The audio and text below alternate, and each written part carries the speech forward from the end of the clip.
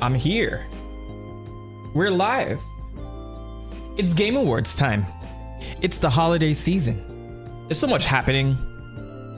Every time I get to the end of the year, it's like this bum rush from October to my birthday month.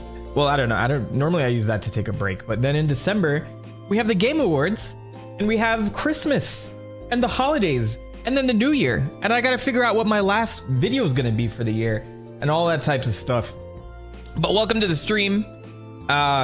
Ignore all the super chats in the chat. I was trying to test it out. I'm going to do it one more time. Hopefully I don't dox my credit card information here. I'm going to try it one more time because I have a bunch of new alerts that I want everybody to see once they donate. But me and Streamlabs have not been having a good time as of late when it comes to like super chats and all that. Let me just send this one and see what happens.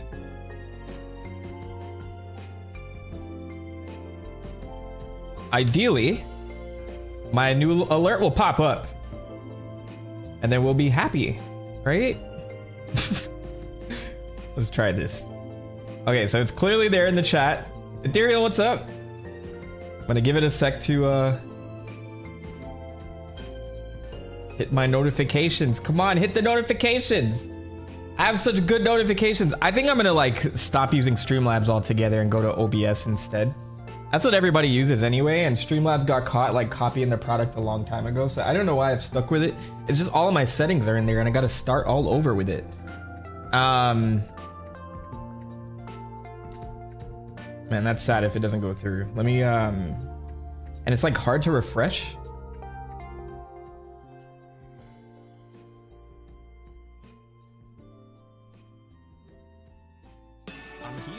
Okay, I guess not. Why am I hearing myself? Oh, I have my stream running in the background. Okay. Anyway, what's going on? I see people coming in. Shay, what's going on? Hello, Mentalk. I didn't know you could super chat yourself. You definitely can. It makes you look like a little bit of a loser. That's why I had to say something at first. I'm like, don't mind the donations to myself. I just want to make sure that they're working, and it's like it's true though. Welcome to the stream. Ethereal Dragon, been watching Dandaran. I've been watching it every Thursday or try to every Thursday. I'm like super caught up on that. I actually really enjoy that show. It's just like, I guess it's something I needed after a while. Like, you know, I watch a lot of like long-term anime like One Piece, and then there's like the heavier stuff that's like 26 episodes, and then you have Dandaran, which is just nice. It's just nice. It's a little bit of comedy, a little bit of romance, and a little bit of like really serious stuff. It's been good so far. I'm sure hope they reveal more info about Marathon 22X or Metroid Prime Beyond. What is Marathon 22X? Well, okay, actually, yes. Let's talk about the Game Awards as a whole. I feel like the Game Awards are a sore spot for people sometimes, because it's like, oh well, who cares? Who decides these nominations? They don't matter or whatever. Like but I think honestly, this is the best medium that we've gotten over the years versus maybe like 10 years ago. But like now it's like a very it's actually very prominent, right? It's like less memes, less Doritos, Like, even though he still has the advertisers, I think Jeff Keighley has put on a show that it's never gonna be right. It's never gonna be right to me. It's never gonna be right for him, and it's never gonna be right for his investors, and it's never gonna be right for the gamers. Overall, though, I feel like it's a great platform to celebrate people who have done such an amazing job developing things over the last 4 years. Imagine like you're sitting in a developer studio for 4 or 5 years, and then like there's just no recognition for it. This is the platform to do it. Now the selections may be controversial, but there's so many games throughout the year. It's very hard to narrow it down. So I'm sure like people kick themselves. Also, I think some of the journalists the panels that select some of these probably don't play a huge spectrum of games. Like you have to like pick a certain amount. So that's just I think that's what just happens like when it comes down to the Game Awards. But I'm gonna go through the nominations today. I haven't really looked at them in depth aside from Game of the Year award, which I have thoughts and opinions about as well. But it's a little frustrating to see DLC as being considered for nomination, but I'll get to that in a bit. Lost, what's good, man? Welcome to the stream. Hell yeah. Hey Mentalk, I'd watch. I'm a little busy right now. I'm at the ocean alone, Peggy's Cove. Well, I hope you're taking in some sights and just really mentally focused. Sometimes you just need to go outside and like smell the fresh winter air, man. Cheers to you. Law's been around since the beginning of this channel, so I gotta give you props. Hope everything's going well. Also, I have my little beer here, so I'm not gonna get lit on stream. I'm just gonna try to just get a little bit more sociable. Not that I need it, you know, it's been a long day too. You know, you guys still know I work full time. I called it 22X because it probably isn't coming in. Okay. You mean Marathon? Yeah, so we don't know what year it's gonna come out. Also because Marathon 1 already came out in the 90s. Ethereal Dragon saying, I'm also watching Invincible Fight Girl, Shangri-La Frontier. I'm not too in tune with what's in the anime phase this season or even last season. I feel like I fell off 100%. Anyway, so here's what we're gonna do. I'm first gonna jump into the nominations. I got my little Christmassy music in the background from the Sonic series. I might pivot to Nintendo at some point, depending how long or how trash this playlist is. But so far, it's giving me that nice little cool, comfy vibe that I'm looking for right now. I hope your Christmas trees are set up. I hope your stockings are stuffed. I hope Santa comes to see you this year. I hope you all have been on the nice list. I don't know, maybe I'll get Santa to come through tomorrow during the Game Awards stream, because I will be streaming it tomorrow, by the way.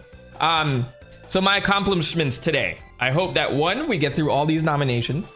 2, my alerts start working again, because I want you guys to see the alerts. And 3, let's see if we can set up a bingo card for tomorrow, because anytime I do like an award ceremony or anything like that, all my bingo cards suck and I have to pull it at the last minute from Twitter, and they're pretty garbage overall. Zombie Souffle, welcome to the stream. I'm in Florida. Do I know what winter is like? Well, it hit 40 degrees the other day. I'm down here because I do know what winter is like. I'm not trying to be up there with you Canadians. I know you're not Canadian, but I'm just like, anybody who's experiencing the cold, I call them Canadians, because yeah. If you're born and bred in the ice, stay with the ice, man. Chill in the snow. But it's not for me. Not for me. Unless you're paying me a pretty penny to live there. Or if the summer is really nice. Or if the fall. I like fall. I think that's what we're missing here in Florida. We're missing like those Halloween towns where the leaves are blowing through the streets. You know what I'm saying? That trick or treat vibe that I've been looking for a long time. Maybe I'll like move somewhere where I can like make that a reality.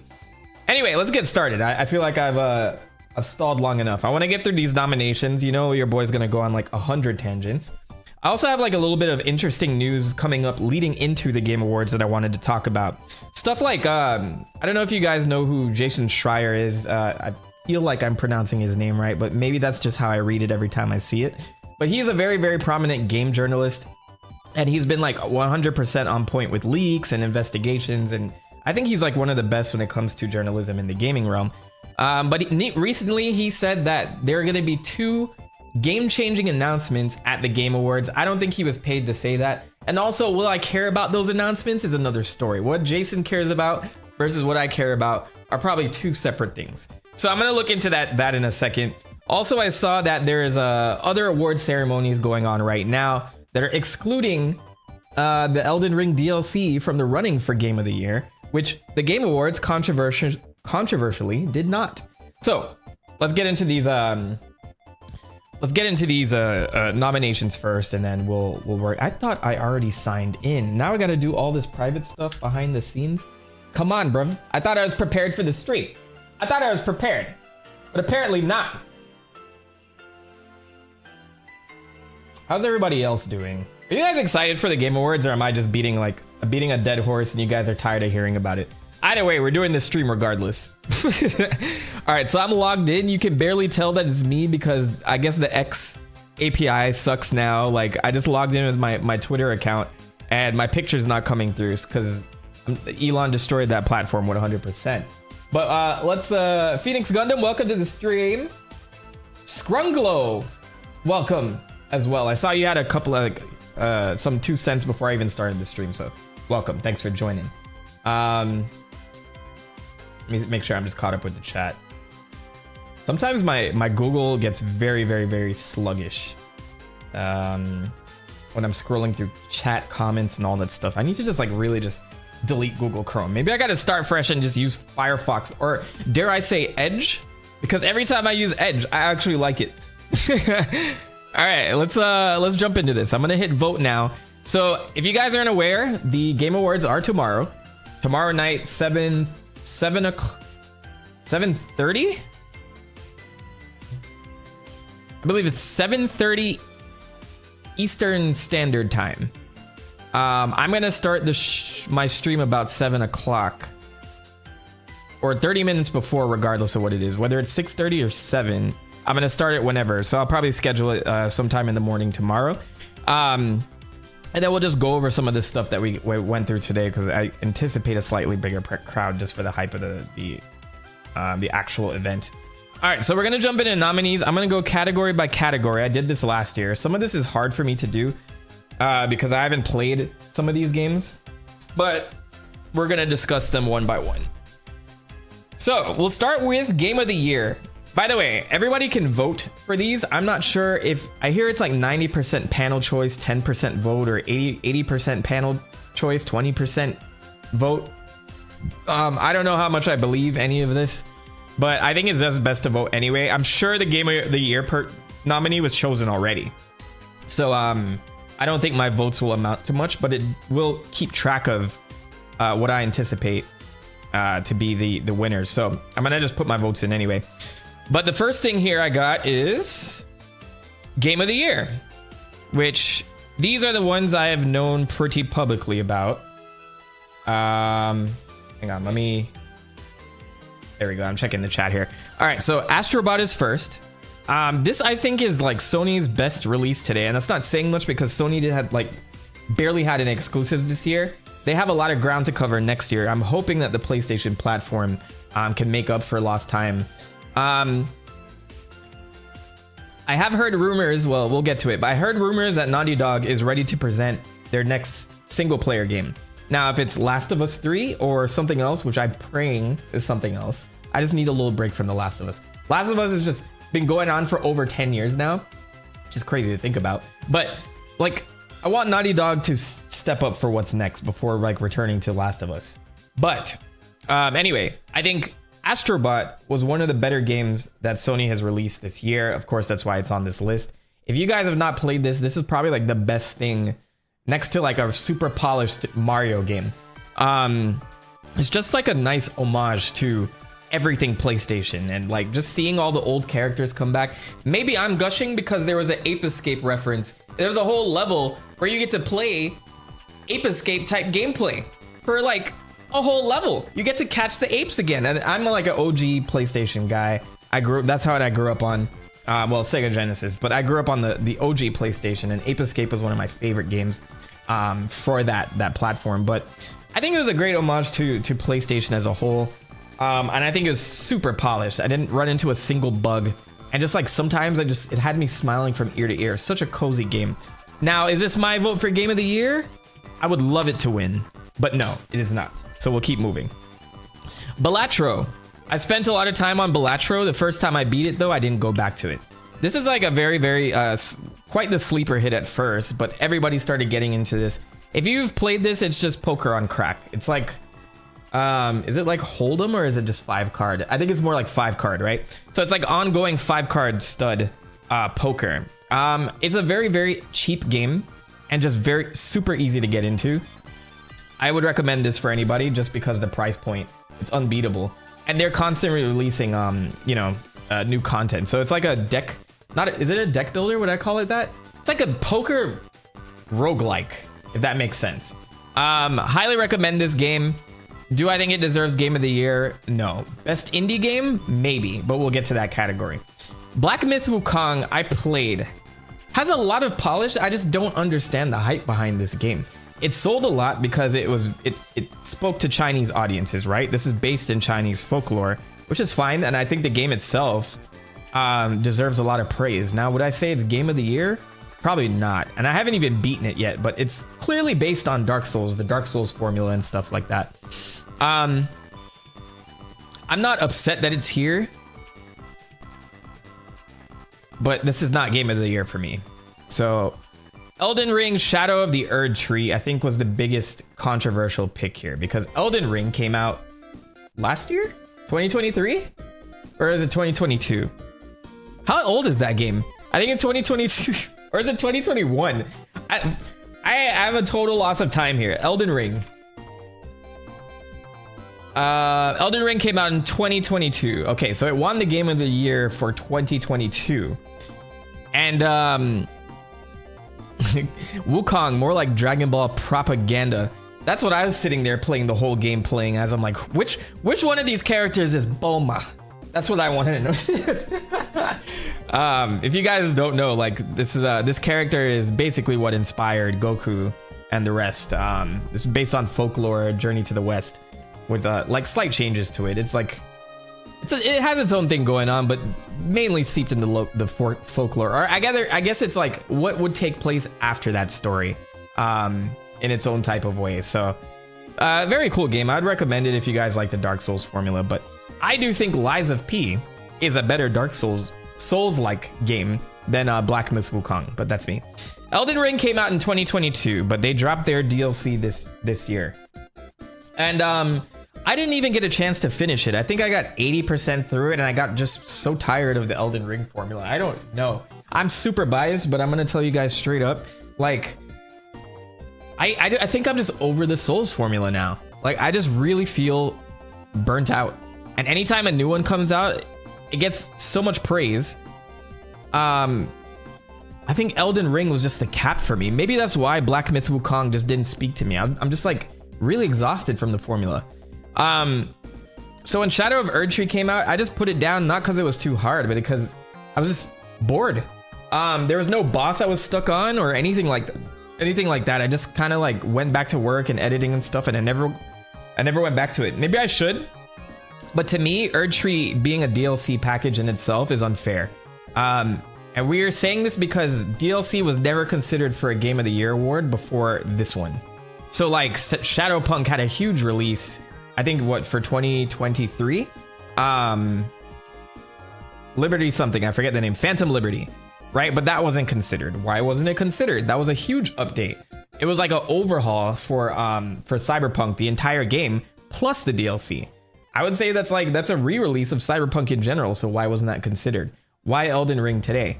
So like I think Keighley bends over backwards to get From Software, the developers of Elden Ring and I almost said Dragon Age, Dark Souls and all those things in here. They're always here. Sekiro, I think, was one of I was rooting for Sekiro because they were the underdog at that time, but not anymore, which is pretty wild to me. Why? Like, I'm having memory issues here now. Hold on. My browser is taking up a lot of data. Hang on, let me deal with this real quick. Getting random crashes in Chrome. This is why I gotta start using Firefox.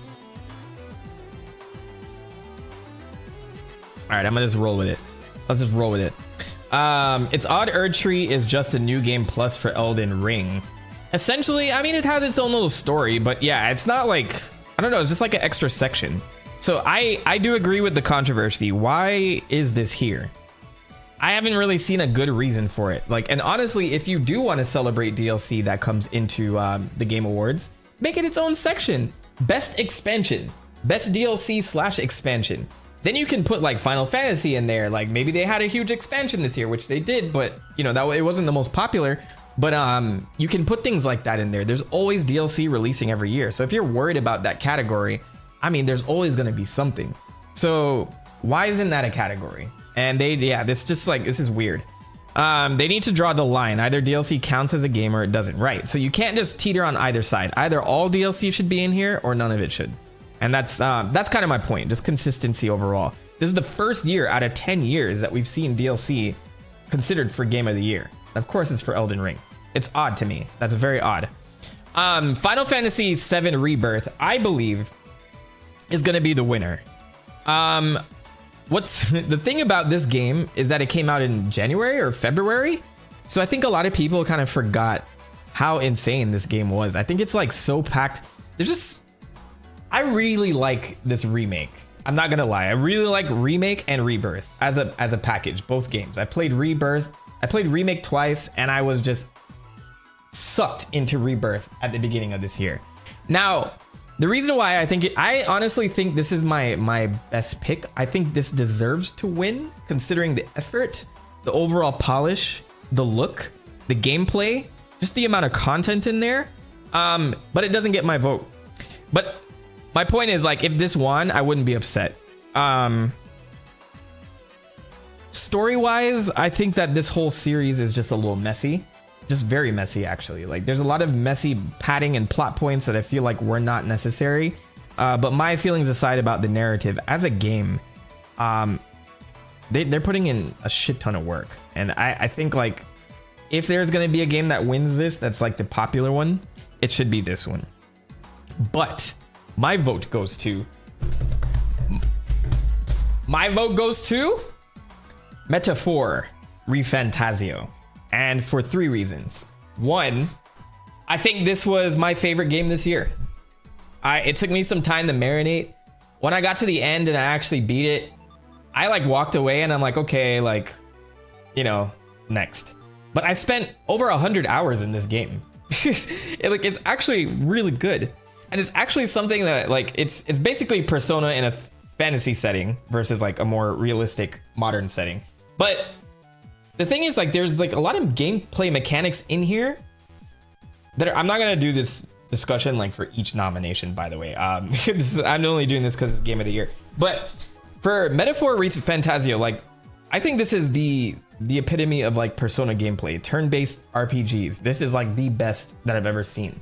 And honestly, if this became its own genre, I feel like Persona style, just like we have Souls-likes, if there's like a Persona style turn-based RPG that's very quick, like you think of your moves, you're quick, and you can like engage in that way. How do you get to extra turns? How do you exploit weaknesses? Things like that. Shin Megami Tensei basically built it, but I think Shin Megami works a little bit different than Persona, and this leans more into the Persona formula. I honestly really love the plot. I really love the message. I don't think it was anything like groundbreaking narrative wise, and it plays it safe, but it's good. It's a good story from front to back.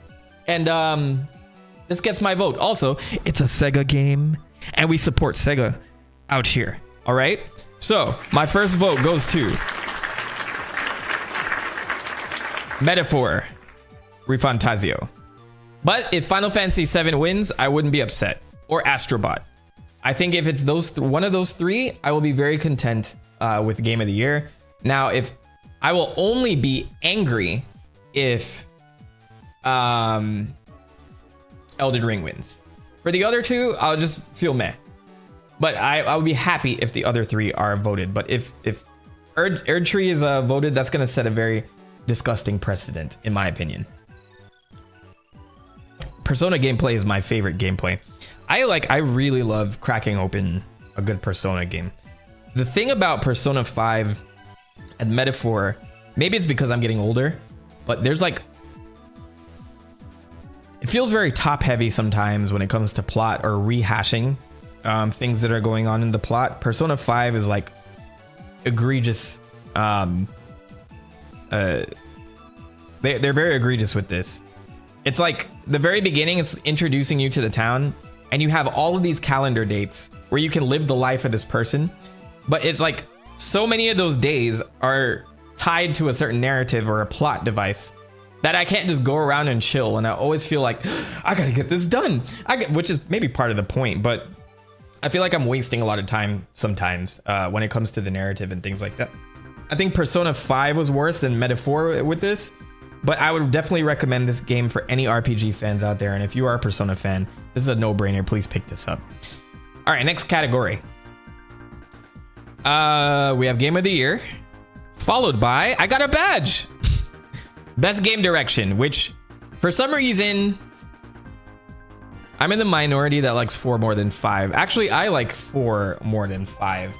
And Persona 3 Reload came out earlier this year. I think Reload should have either taken the place of Erdtree, Black Myth Wukong, or Balatro. But I support indie games, so I'll let Balatro stay. But if it was one of the other two, I wouldn't be upset. Like, I think Persona 3 Reload should have been there. I think that's my favorite. That was my first Persona game growing up. And I'm glad they remade it. I think like 3 and 4 are tied in my mind. 5 is like combat's a little bit better, but I prefer the other two. Best Game Direction is very weird to me because it's like, I don't know, like how do I choose between that and Game of the Year? But this, okay, so this is awarded for outstanding creative vision and innovation in game direction and design. So I would say what creative, okay, so overall creative vision, the innovation in the game, innovation in game direction and design. From a creative perspective, I would give this to Astrobot. I'll give this to Astrobot. I think Astrobot has the most going on out of all of these. I think all of these sort of play it safe. Everything is like built off of something else. Except, well, not Balatro, but Astrobot. So I'm gonna go with Astrobot. Just based on what the criteria says up there. I like 4 more than 5 too. 4's story is more rich, I think. I agree. And I love the twist ending. I think Persona 5 was a little bit heavy on the we got you, you know, so it's, and I love like there's this whole cutscene. I remember pointing it out when I first played it, but there's like this became a Twitter meme after a while. But when you find out the person who has been trying to dupe them the whole time, and he's talking to the main bad guy, they like sit there and explain the plot to each other. Like, you guys already did the plan, and they're just like, so first I did this. Very good. And then I told you to do that. Yes, absolutely. And then I did that. And then you said, okay, and we did this together. We're so evil, right? I remember seeing that and I was like, I know that we need to know this because it's been explained for the first time to us, but there has to be a better way to reveal all this information. So anyway, there's a couple like rough around the edges areas for Persona 5. Okay, best narrative. For outstanding storytelling and narrative development in a game. You know I'm supporting Sega through everything right now, so I'm a little bit biased. This kind of sucks that I gotta pick between these two. Why did I get signed out? What is going on? Okay, hold on. Do I gotta do this through my Twitch account instead then? Let's do it in Twitch because the X thing's not working for me right now.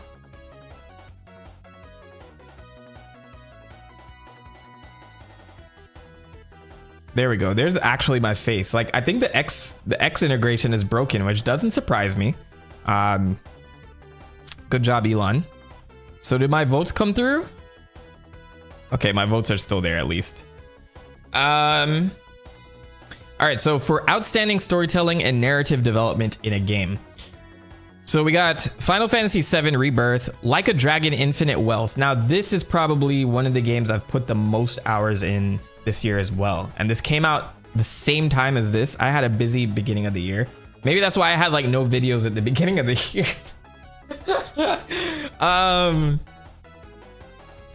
Yeah, that's treating the audience like they aren't smart enough to figure stuff out. That was my one problem with Persona 5.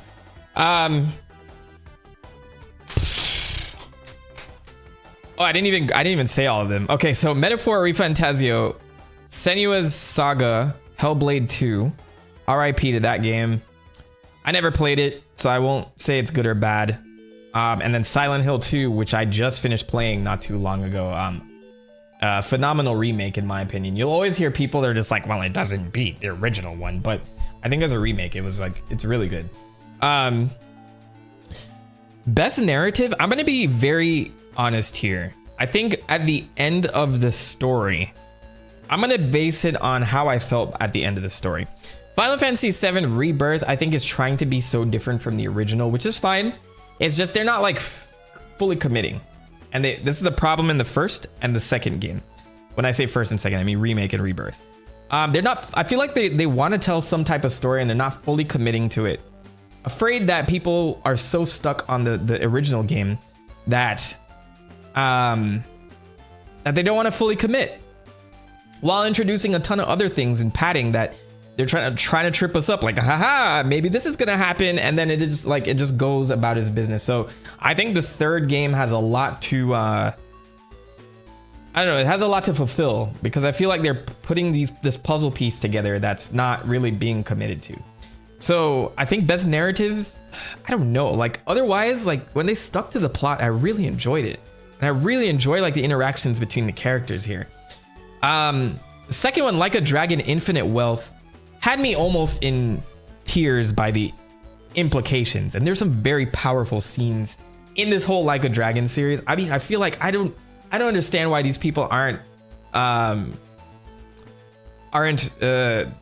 nominated for best performance, which we'll get through at some point. It's always like people from the US.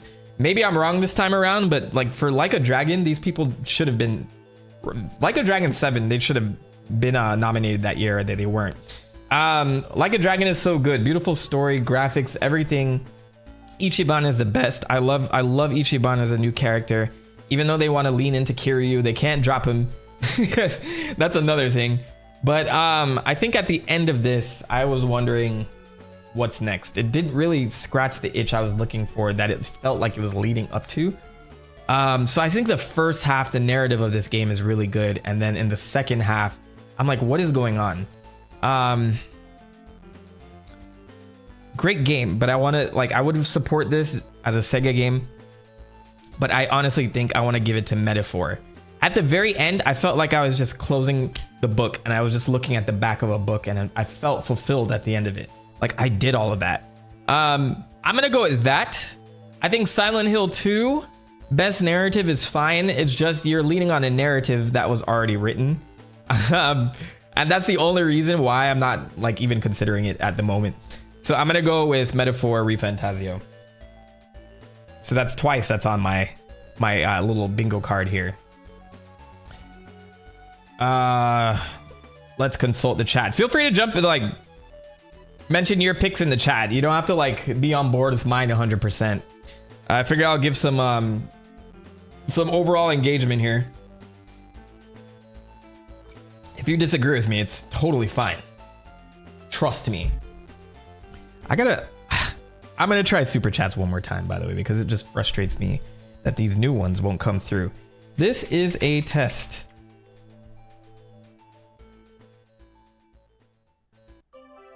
Everyone says they're on board with me so far. That is a good sign. If not, I'm gonna play the alerts because I wanted people to get excited about donating, and then it didn't happen. I broke up with my ex-girl. This is a test. Here's a number. Psych! That's the wrong number! I put several of these in super chats. I guess they don't work unless you type things now, which is strange because it used to work with like random super chats. All right, so just know if you guys put text in there to be read on stream, you should write text. Otherwise, it's probably just gonna sit there, and I don't know what's going on. I want to fix that. I don't know if something changed in YouTube's algorithm for that. Okay, cool. I just proved that worked.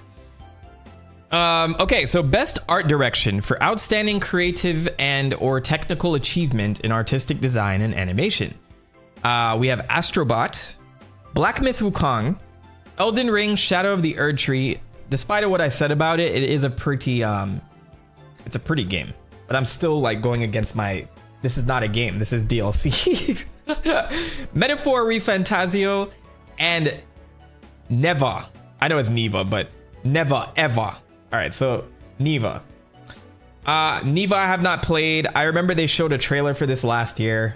I do like the art direction. I support indie developers, but I do want to consider Metaphor for this, but it's kind of like Metaphor has something going that they didn't fully commit to when it comes to art direction. They have this very weird visual thing that's going on here. I want to show you guys the difference. It's mostly anime, and that's why I can't go with it. Like anytime these cutscenes came up, I was like, ugh, why don't you just show this in-game? You know, like use in-game graphics to show this off. And this is one of the reasons why I'm not voting for it for best art direction, because their models look so good, number one. But this is the regular models, right? But when you get into like the menus and things like that, they have this different style of, it's like almost like a ransom note or abstract art. This is like the stuff that you see up here. If they fully committed to this art style 100% in the game and kept everything else intact, I would actually vote for this as best art direction, because you can tell that they were trying to go with like something like those watercolors that like smear into each other, something that's like what is real, what is fantasy type thing. That's the only reason I'm not going for it here. Like, see, even this like side by side, it is like anime inspired, but they didn't fully commit to this type of like very, very colorful art style and stuff like that. With that said, I do like these portrait models, but this is very much pulled from like Persona style stuff. But when it gets like this is when it's the best. And then when you have, so I think it's like all over the place. I think like this, why are we still doing these? You have perfectly good 3D models that you could use to convey these things. So sometimes I felt that the animated cutscenes were not there anymore. I remember back in the day, the PlayStation days, it's like, oh, wait till the pre-rendered cutscenes kick in. And then like Final Fantasy 7 and 8 and 9 and even 10 for PS2 had these moments where I'm like, oh my God, this is so gorgeous. But now in-game graphics have surpassed that. There's no need for it anymore. You should just do everything in-game, in my opinion. But maybe this is just for them to cut corners in actual animation. But that's why it doesn't get my vote for best art direction. We're not supporting Elden Ring this year. Black Myth, I was actually very surprised at, and I do love the art direction and just overall graphics. But I'm gonna give it to Astrobot because every level was extremely different from the last. And they're just like so much colors. It was just like information overload. Information overload. Sorry to Neva. I'm only not voting because I have not played it. So I'm gonna go with best art direction, Astrobot, Team Asobi. By the way, Team Asobi is Sony's only in-house Japanese studio right now. As you guys know, that they downsized and got rid of their old Japan studio section a while back, which pissed off a lot of people. Those are the guys that did all those experimental games that used to come out, like Tokyo Jungle. If you guys have never played Tokyo Jungle, buy a PS3 just to go play it. I don't know if like piracy is a good thing with this now. If it's possible, I didn't advocate for this. Don't block me, YouTube.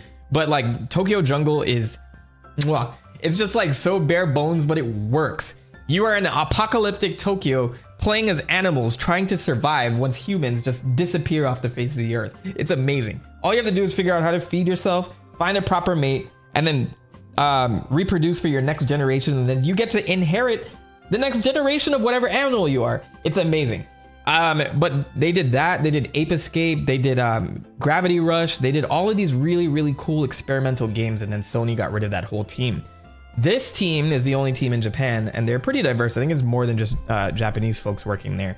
But yeah, it's like this is like they're thinking outside the box, and we're not doing like The Last of Us or, you know, like Sony really leaned into the whole narrative single player experience, which is great, and it like really filled a niche during a time where everything was multiplayer. I don't know if you guys remember this. Everyone was trying to lean into the next best shooter. But then finally, like Sony really invested in narratives and story, and then those started to come up again.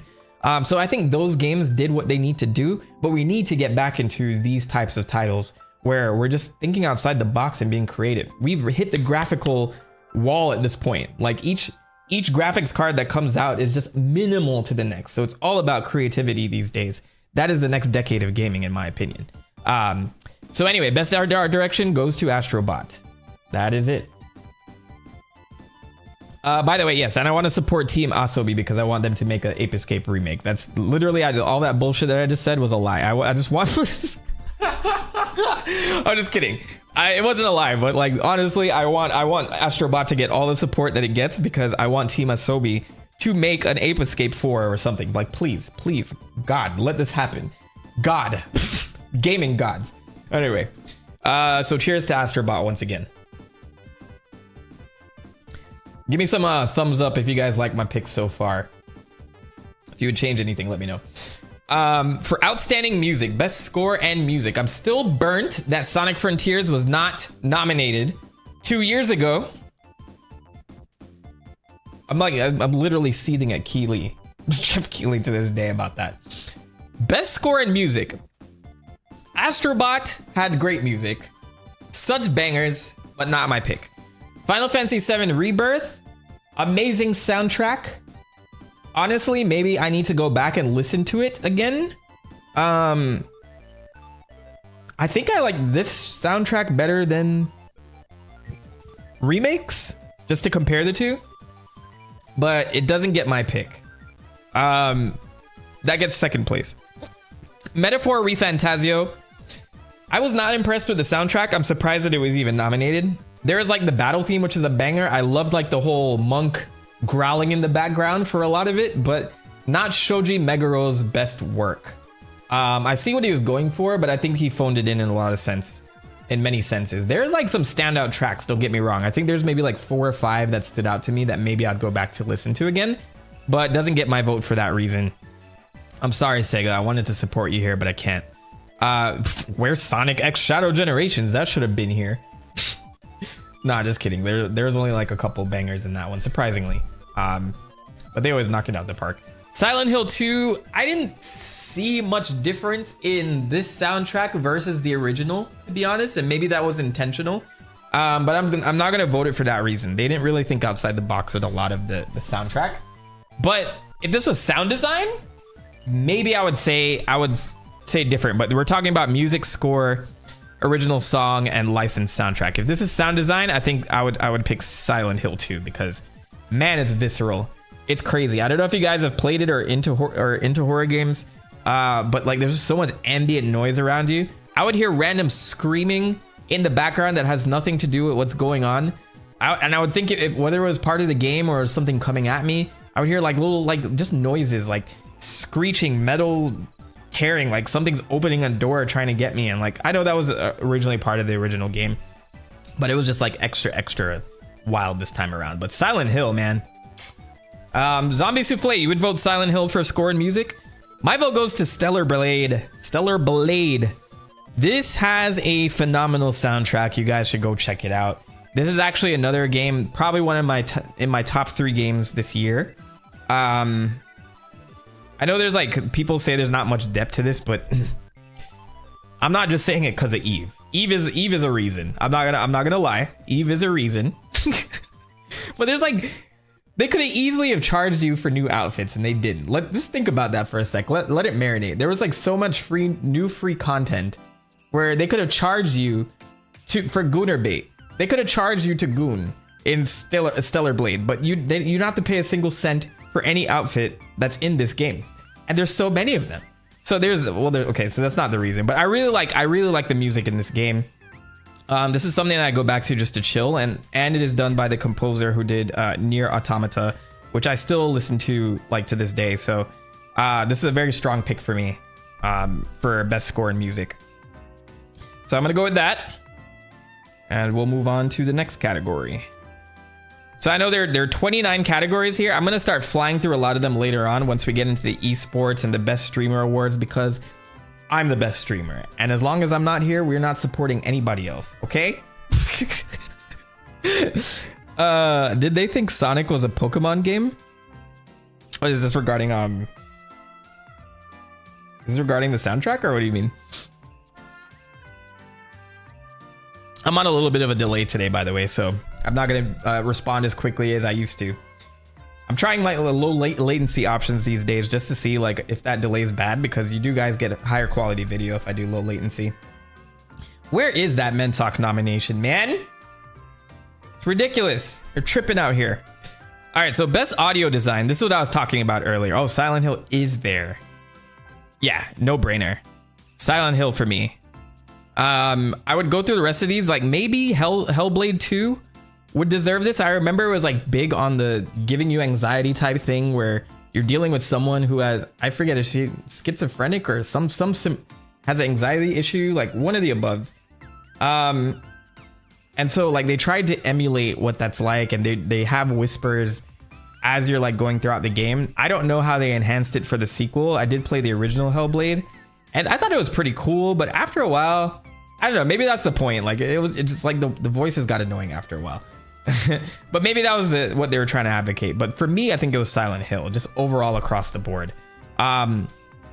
Even man, why am I forgetting his name now? Not Jason, not John, not Justin. Sunderland. What is my guy's name? Am I getting old? Sunderland.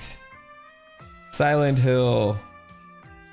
James. Okay, I was right. It started with a J. I was good. Okay. We're getting man, James. Even when James is like hitting the shit out of these creatures, like you hear the exhaustion in his voice.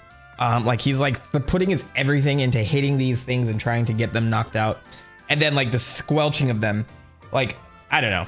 This definitely gets my vote. Silent Hill 2 for best audio design. I hope they win this too. I really want Konami to win a couple of things because they got blacklisted in the game industry for a while, or I guess they blacklisted themselves. I feel like they're trying to gain favor again with their franchises. Let's hope Castlevania is next. They're going all in Silent Hill. Let's hope Castlevania is next. Best performance. All right, so this is interesting. There is no Like a Dragon here, which is very upsetting to me. Get some of these Japanese voice actors in there, man. This is very biased. But we'll go through this. Awarded to an individual for voice acting, motion, and or performance capture. Let's keep that in mind. First thing is Brianna White, who plays Tifa in Final Fantasy VII Rebirth. She did have to show some range this time around versus the first one. I see why she's nominated. We'll put a pin on this one. Life is Strange Double Exposure. I did not play. Hannah Tell, I guess, is Max. Who did you play? I wish they said the character there, or maybe they left that out just not to have people biased to certain things. Who voiced Max? Hannah Tell. Okay, so she voiced Max. I didn't play this Life is Strange. I've heard like mixed things about it, but I guess that doesn't really do much like toward picking who's the best performance is. Like just because it's a shitty game doesn't mean the performance sucks. So that's another thing. Time for the special pills, Gramps. Right, like someone get me into the Asylum stat. Silent Hill 2 do be squelchy. So, okay, I'm glad people agree with me on that because it's like, it felt visceral. That's the word, visceral. Personally, you would go with Life is Strange here? The last one I played was the one with, what's her face? Starts with an A. Ashley? I'm 2 for 2 on Alex Chen. Alex Chen is her name, I think.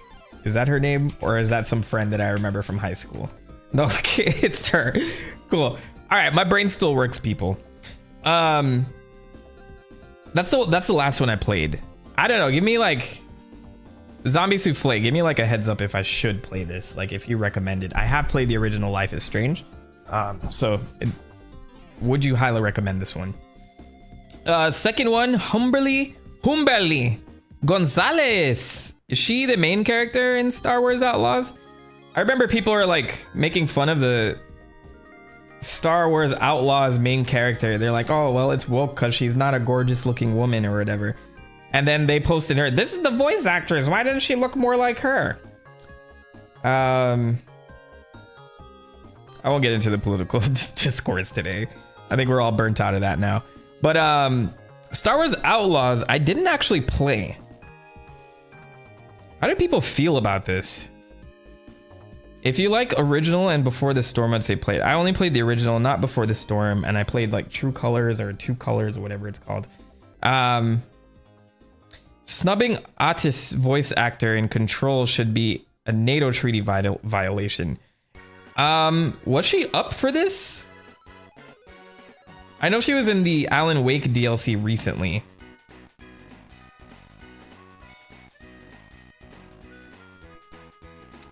I wonder whether I should play this game. I heard like people thought it was okay. There's so many games this year that I didn't get a chance to get around to, and like this is like me oh, this is a 3.82 on PlayStation, and normally they're more lenient on PlayStation, so I guess that says a lot. I haven't heard her performance, so I'm not going to pick her. Luke Roberts, I assume, is James. James wasn't awful. He wasn't great either. Even like there was like a very emotional moment toward the end where he didn't really knock it out the park. And then Melina Juergens, Senua's Saga Hellblade 2. I gotta pick this on the technicality that I felt Tifa's performance was the best one. I definitely think Tifa was better than Luke Roberts playing James. And I haven't seen the performances of these three.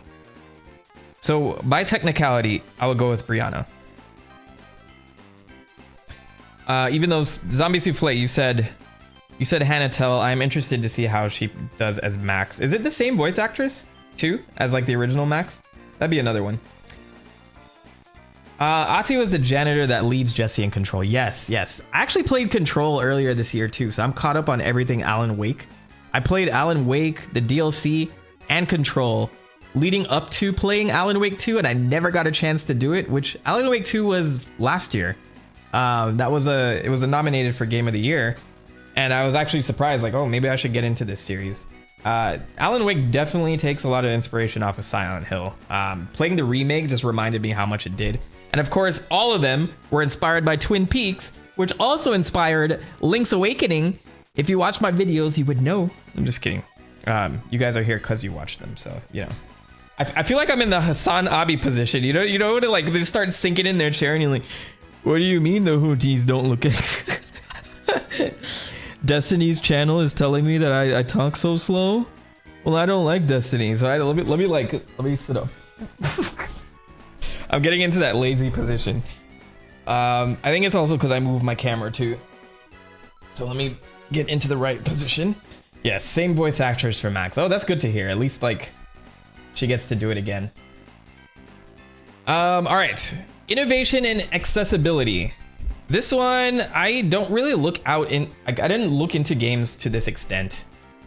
But it's worth like talking about. Recognizing software and or hardware that is pushing the medium forward by adding features, technology, and content to help games be played and enjoyed by an even wider audience. So this means color blindness stuff, hearing accessibility, visual accessibility, all that stuff. And I think there's like even control accessibility where like people can play with one hand and like, you know, stuff like that, or like integrate with like things where people who have like huge disabilities are playing this stuff. I would not know. I think I'm gonna forfeit my vote on this because I don't know. I have no clue. I should be able to just skip this, but like, yeah, I would want to put in a vote for somebody, especially in a category like this that like really deserves to be credited.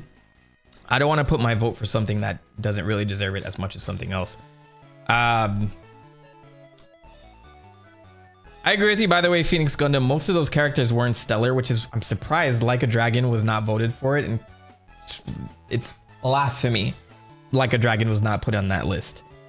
So yeah, I'm not gonna vote for this. But I do like that there's a category for this. It encourages people to keep doing this.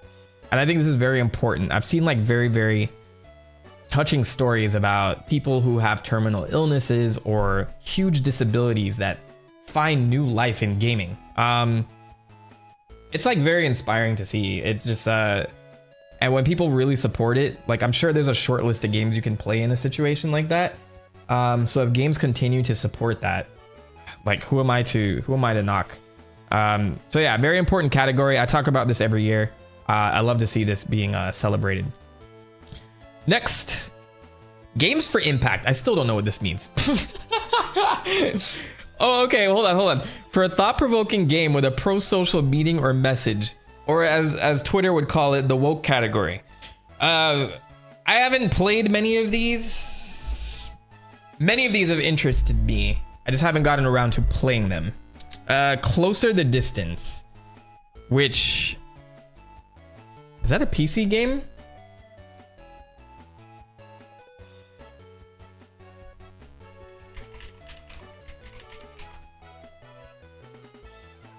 I feel like I've heard of this. Slice of life sim that tells a deep emotional story. Sometimes we gotta like look into some of this stuff.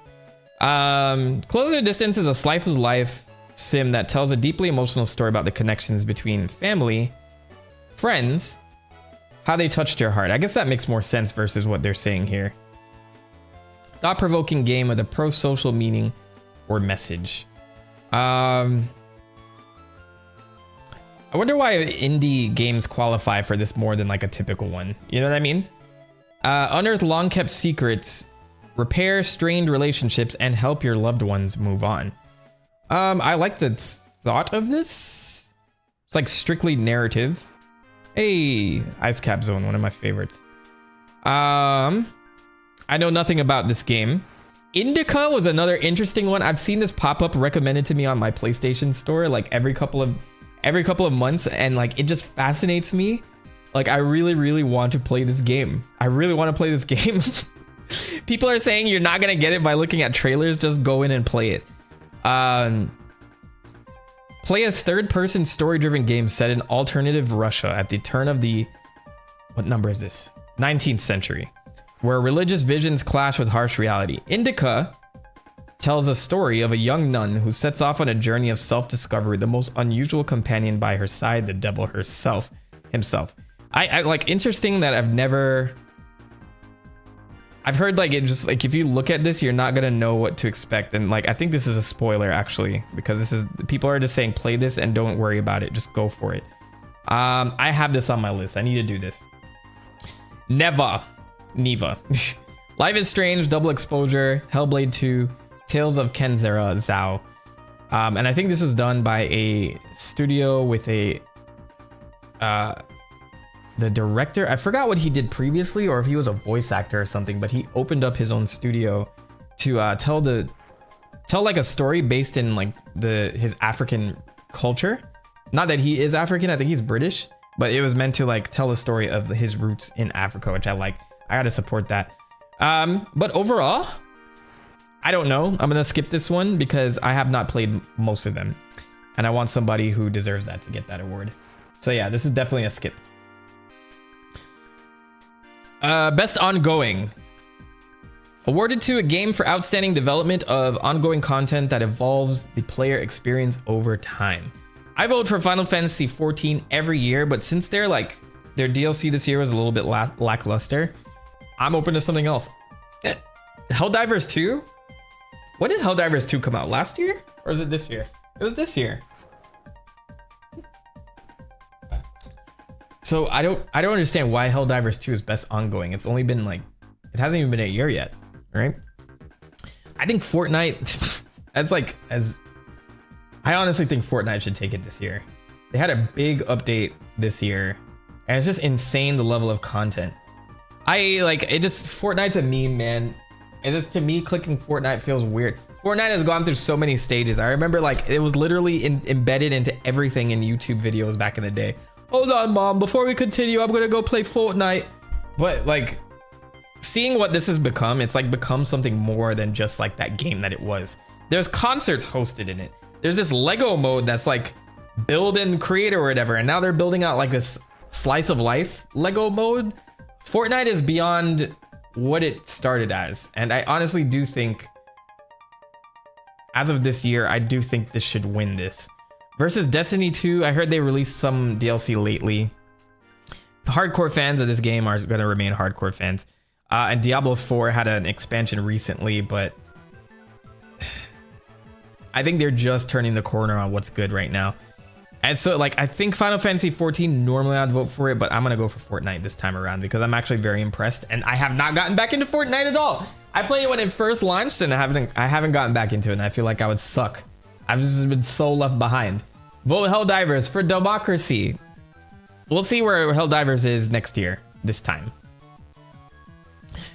Best community support, Baldur's Gate 3. Okay, wait, hold on. Recognizing a game for outstanding community support, transparency, and responsiveness, including a social media activity, inclusive of social media activity and game updates / patches, which is kind of similar to what we had before. But Baldur's Gate 3, Larian Studios was very good at this on launch.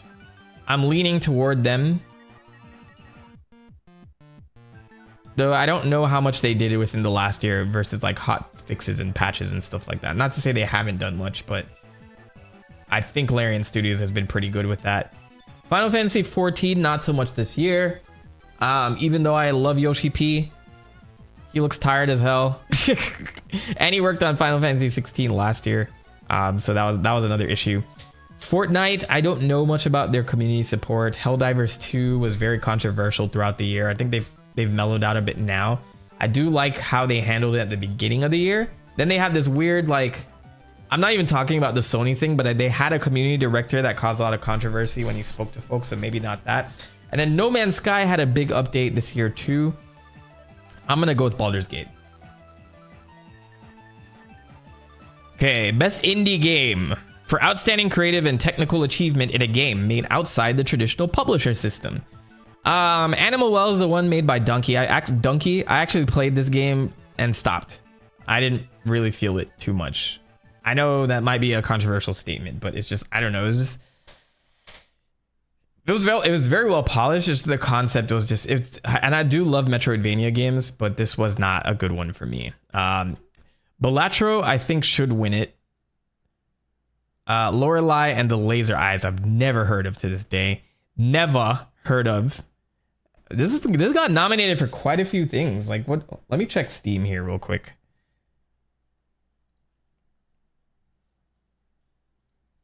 It's a little odd to me that this. Oh, my music is done. No, we need more music. That's where my playlist was. Let's get into the festive Nintendo music. Yeah, that's what I'm talking about. Some nice, chill Nintendo Christmas music to bring in that winter wonderland for you and your family, friends, and loved ones.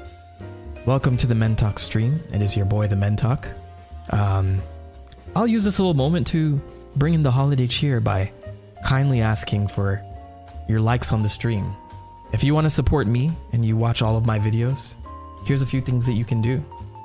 1, donate to the stream. Any donation is extremely appreciated, and costs are starting to get high, so I need help. Number 2, if you'd like to join and become a member, I'm now giving shoutouts in my videos. So that's another thing as well. New members will always be appreciated at the low cost of $2 a month. And then maybe I'll add more perks as I get more members. But yes, that's another one. Aside from your monetary support, any likes, comments, views, I'll appreciate all of those things. And I wish you a wonderful Happy New Year with good cheer. Now let's get back into the Game Awards. Thank you for watching. Okay, best indie game. Last one is UFO 50. I actually want to give shit. I actually like UFO 50 over Balatro, to be honest. I know that I said that best indie game might go to this, but if you guys have not played UFO 50, there's 50 games in there, all different, like of varying quality, by the way, but all super different. There's just so much that went into this game. It deserves this. The art style, the type of games, the overall narrative, the way that they position it. You crack this thing open and it's like a collection of 50 games that were all created by like a fictitious dev who started on his own and then opened up his own gaming company. So like there's some really, really, really awesome things. So I'm gonna go with UFO 50. Let's do it. Best independent game. Sorry, Balatro. I support that game too, but I think UFO 50 got more hours for me. Highly recommend that one. Haven't played it. What are you waiting for? Go get it. It should be on. Well, wait for the winter sale, but you should be able to get it for pretty low cost now. I don't even think it was more than 20. What do they need 50 UFOs for? Well, NG Virus, do you see what's going on in New Jersey right now? We need. They needed 50 to see what's going on in our military bases right now. So the UFOs are out, and I blame this game. Maybe that's what they gained the capital to build those UFOs by releasing a game called UFO 50. Come on, man, you guys gotta you gotta get together. You guys gotta really open your eyes to what's going on right now. I swear to God, I'm gonna make a new a new channel. I'm gonna still support this one, but you won't even know it's Mentalk. It's gonna be a totally different it's gonna be a totally different channel name, Poop Scoopers. And I'm gonna do the political grift over there on that side. Just strictly conspiracy theories that I come up with. All 100% from my brain, and I want to watch them. If that didn't do damage to the world, I would actually like humor myself in doing that. But I don't want to do that. Never mind. We don't need that right now. But it'd be pretty funny because like the way I come up with conspiracies on the fly is pretty wild. In real life, I'm actually very good at it and trolling people with them. So, all right. The best debut indie game. What's the difference? For the best debut game created by a new independent studio. Let's go with Balatro for this one just to support it. I've never played Manor Lords. I'm actually very interested in that. I love RTS or strategy building games, but man. That was a free idea for you guys, chat, for real. The amount of YouTube things I come up with all the time and I've given to people should pay me for that service. YouTube consultancy. The reason why I'm not 1 million subscribers is because I want my stuff to grow organically, but if I really, really wanted to grift, I could do it. Or if I had more time, I would make multiple channels with like different ideas and then see which one hits 1 million first and then ignore all the other. No, I'm just kidding. But yeah, sometimes I'll sit here and I'll talk and I will come up with really, really good YouTube ideas. It's all about execution, man. Starting a YouTube channel is not easy, and you got to deal with a lot of L's before it takes off. Even for my channel, like every video, I'm like, man, is it gonna be 10,000 or 100,000? I don't know, but like 5 years before that, I'm like, is this gonna reach 10 views or 100? So it goes up with time. Just know success isn't overnight unless you go viral and you stick around like Haktua. But I'm waiting for her to fall. I want to see that channel die, in my opinion. I will, yeah, you know. You'd love to hear my conspiracies. I'll do like a conspiracy dedicated stream one day. Someone who's new to my channel and be like, man, I wanted to follow this guy for his gaming content, but what the hell's going on? He's insane. But I'll choose not to use my powers for evil. I'm gonna pull a 180 the moment she invites me to why would she invite me to that podcast? And does her community even care about my channel? You know, like realistically, I'd probably say no unless I was trying to launch something similar to that content, because do I want 100,000 Haktua fans following me for my gaming content? It would be dead views. I've seen PewDiePie hug channels and kill them. I'm not like saying that like he meant anything malicious by doing so, but I remember he would watch people like, oh, there's this old man that's been reviewing things for ages, right? And like they would get like 100,000 people from his millions to go subscribe, and then they would just subscribe just to subscribe, and they wouldn't consume the content. And then that negatively impacts your channel overall. Like you have a bunch of dead subscribers as far as and it's not good for your channel that way, because you don't like get a lot of engagement, and YouTube's like, well, this guy has 100,000 and he has 100 people watching. Maybe his content's not that great. So yeah, like if I went on Haktua, that'd like probably kill my channel. Like even if I got 1 million subscribers, it'd probably kill it, or I'd have to pivot my content, because nobody's coming here from Haktua to find out how Donkey Kong was created. Or maybe they would. Maybe my content's so fascinating. Her silly little Gen Z, I'm just kidding. Is she Gen Z? I think so, yeah. When does Gen Z end? I feel like we're so deep into Gen Alpha now that we should just cut it off now. Anyway, best mobile game. I know nothing about this until they asked me to do an ad. So when Pokemon Traded Card Game Pocket asked me to do an advertisement or a sponsorship, then I'll vote for them. Or maybe AFK Journey. If you guys are watching, hit me up. Actually, Zenless Zone Zero is... Oh, I played Balatro as well. I think like Balatro is probably a good mobile game. As a mobile game, Zenless is not like the best for mobile format. Like I feel like it's more of a desktop game. And I'm for best game playable on a mobile device, right? So just because this game is good doesn't necessarily mean I should vote for it for best mobile game, because I think this is better for mobile settings. Excuse me. Oh yes, they want to learn the history of the famous DK character Dicky Licky, because we don't call him Diddy Kong anymore. The implications that comes with the name Diddy these days, they gotta just scrap it now. You gotta either go Dinky Kong or Dicky Licky Kong. But thanks for remembering that. That is a great factoid. I should make a TikTok for that tomorrow. All right, cool. Next category. Man, I'm at the phase where people are remembering bits from videos from years ago. That's insane. Cheers to you guys for that. That makes me feel good. Next up on our Nintendo Jazz playlist, I gotta move this to different so I'm not constantly like... Okay. Next up on our Nintendo Jazz playlist, we have Snowman Jazz by Insane in the Rain, based on the popular soundtrack. Never mind. This is an this is an original soundtrack by Insane in the Rain. Enjoy this little bit of jazz from our boy Insane. No, this is from Earthbound. What are we talking about? What are you talking about? Credit it properly. We have this beautiful Earthbound cover. It's called Snowman Jazz by Insane in the Rain. And if you're enjoying this stream, donate $1, please. I am poor. I need it. Thank you. All right, best VR, best VR AR. I do have a VR headset that I've been dying to get back to. I'm sure Zuckerberg is like sitting in the metaverse, like waiting for me to come back. Like, it's my Zuck voice. Mentok, what are you doing? Come back to the metaverse, man. We need you here. We need you. We need you to support the metaverse. Buy your Oculus 3 Quest. I have an Oculus Quest 2, and I think when the 3 came out, I felt discouraged because it was such a graphical leap that sometimes I feel weird going back into the Quest 2. Some of my best moments I've felt is in VR though, like just hanging out with friends, and I don't think I do that enough. I need to like really dedicate a VR day with some friends, and get that set up, because like I don't know, it's just such a my brain. I'm at like how old am I now? My birthday was last month.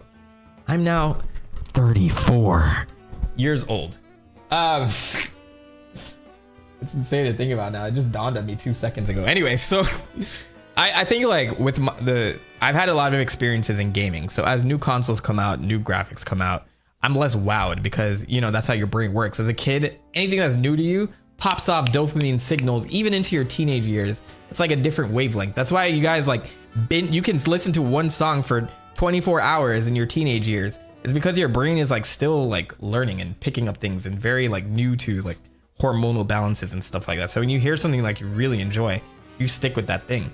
So I remember like games spoke to me in that way too. Like all growing up, like each of them had a different thing. And as I got older, I started to participate in more mature games, more like Persona, like more mature storytelling that didn't baby me. And that's when I really appreciated it as a teen. And I still don't feel that vibe anymore. And I think it's just literally my age. Maybe games, I'm not gonna say, oh, games today don't do this. I think it's literally just my age and the way my brain works now. But when I did VR with friends, it was just like such a new experience hanging out with people in a virtual space that like it brought that out of me, which I think so my brain can still experience these things. As I tell people all the time, like if you ever feel that life is like kind of getting you down, or you just feel like things just move by so fast, like, oh, it's been another year. I think you just got to go out and experience new things, like try new things. Maybe like if you don't normally play sports, play a sport and see what happens. Like I don't start going to the gym, play a VR game, join a community. Like if you just change up your day to day, I guarantee time will start to move slower and you'll start to get like those dopamine hits that you got as a teenager, and it'll stick with you. It's still possible, but yeah, that's my point. I don't know if it's a DMCA friendly, but the Japanese fusion jazz band, the Square T-Square of bangers. They inspired most classic gaming themes. Yeah, I think I'm not really too worried about DMCA on streams anymore because I always violate. And just to make like, it just makes my stream less interesting if I'm like, all right, no, I'm gonna tiptoe around copywritten stuff. I'll probably get to it later, a little bit later, if anything. But I see all these streamers out there, they rely on the super chats, and then once you like archive it, you clip the stuff that's not copywritten, and then you put it back on your channel, which I'm hesitant to do because I feel like that would skew my audience a bit. But I'm still keeping up the streams. But yes, I'm not scared to DMCA myself anymore. Unless if they warn me my stream's gonna be taken down, which has happened before when I did anime music. That banned me and then forced me to go to Twitch for a bit, which was a little weird. So I refuse to do any anime soundtracks now for that reason. All right, for best VR, as I was saying, I want to get back into this, but I haven't played enough of these to really make a vote. All that to say, I'm skipping this category. That is a Men Talk stream right there, man. That is what we do around here. Mark is planning on capturing you all in the metaverse. I wonder what's going on with that now. I remember people were like buying NFT style like land in the metaverse and stuff like that. That's probably like all a waste of money now. Unless like they do a huge overhaul and get people back into VR. Like the reason I don't do it is because it just takes so much time to set up, and then like I'm just tethered to my PC half the time. I don't know, there has to be an easier way. And yeah, it does hurt. It gives me a headache as well, like Zombie Souffle. Like I have to like sit there and try and figure that out.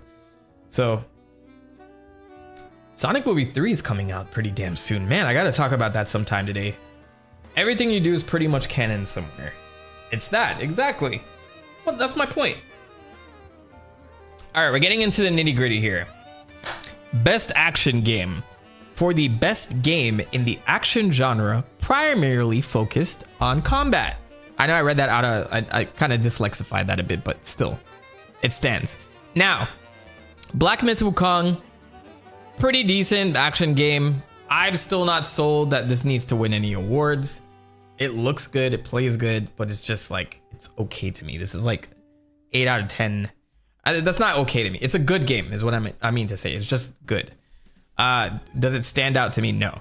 Call of Duty Black Ops. I feel like Call of Duty is here every year. I'm not entertaining it. Helldivers 2 is what I'm torn on. Between Helldivers 2 and Stellar Blade. I think it's a community action game. Helldivers 2 is it. It's just very easy to be Helldivers'd out. Stellar Blade has very surface level combat. But man, I don't know why. I just liked it as an action game. I don't know why, guys. What do you think? No, I'm just kidding. I already admitted Eve is part of the reason earlier, but I don't know. I like the story, the aesthetic, and the combat. Stellar Blade has the curves. Warhammer 4000 Space Marine 2. I hear like Warhammer fans really enjoyed this one. This is a rabbit hole that I am not going down until I have no content left to give, which I have plenty of ideas, so it's not, we're not gonna get there. But the day you guys see the entire history of Warhammer 4000, that's when you know that I've lost the battle and I have no idea what else to do. Not to say that Warhammer is bad. I honestly am just like, it's just so deep. The lore is like insane. So we'll see. And I'm sure that video would be like 15 hours anyway. So Stellar Blade for me. Malachi Glenn, thanks for the sub. If you're watching, thank you. Best action adventure game. What is the difference? What is the difference? For the best, I'll read the category. For the best action adventure game, combining combat with traversal and puzzle solving. So it's, you have to be moving around, you have to be exploring, and you have to solve puzzles with action. So that's what makes it action adventure, if anybody was curious. Astrobot, Prince of Persia, The Lost Crown. I actually played this game earlier this year too. I actually really like this, and I like the direction that it took as a Prince of Persia game. I think that it didn't sell very well, which sucks because I really liked it as its own thing. I wouldn't say this is a winner though. Astrobot. Let's put a pin on that. Silent Hill 2. Star Wars Outlaws. I didn't play. Echoes of Wisdom. I feel like this game just kind of came and went. I really liked Echoes of Wisdom, but I will give it the critique that it deserves. And it is because it is not optimized well for the Switch, or maybe it is. Maybe the Switch is just showing its age, because there's like mad slowdown that you just have to accept in this game sometimes. Would I say it's best action adventure? I did beat it. I beat it to completion. I really loved this formula. I really love that they were trying to do something new, and I love that they put Zelda as the main character. But it's a no, not best action adventure. Silent Hill 2 is fresh on the mind for me. I enjoyed this start to finish.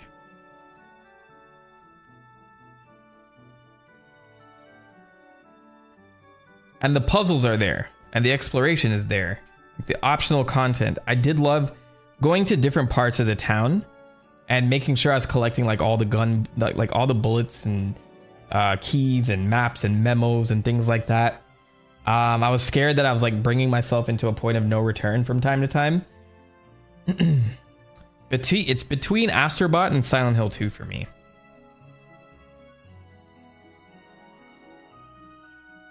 I'm gonna go with Silent Hill 2. Why is Outlaws even a choice? I don't know, like Outlaws has been voted for a couple of categories here. I'm like actually a little surprised too, because I didn't hear anything spectacular about it. I heard it was an okay game. I don't know about the narrative or like how it fits into the Star Wars, overall Star Wars universe. I didn't even know the time frame, but maybe I'll get it on sale when it's like $5. We'll see. All right, best RPG. Okay, now we're cooking. For the best game designed with rich player character customization and progression, including massively multiplayer experiences, which there's not a single one of those on this list. Dragon's Dogma 2 is just so bare bones, I can't vote it.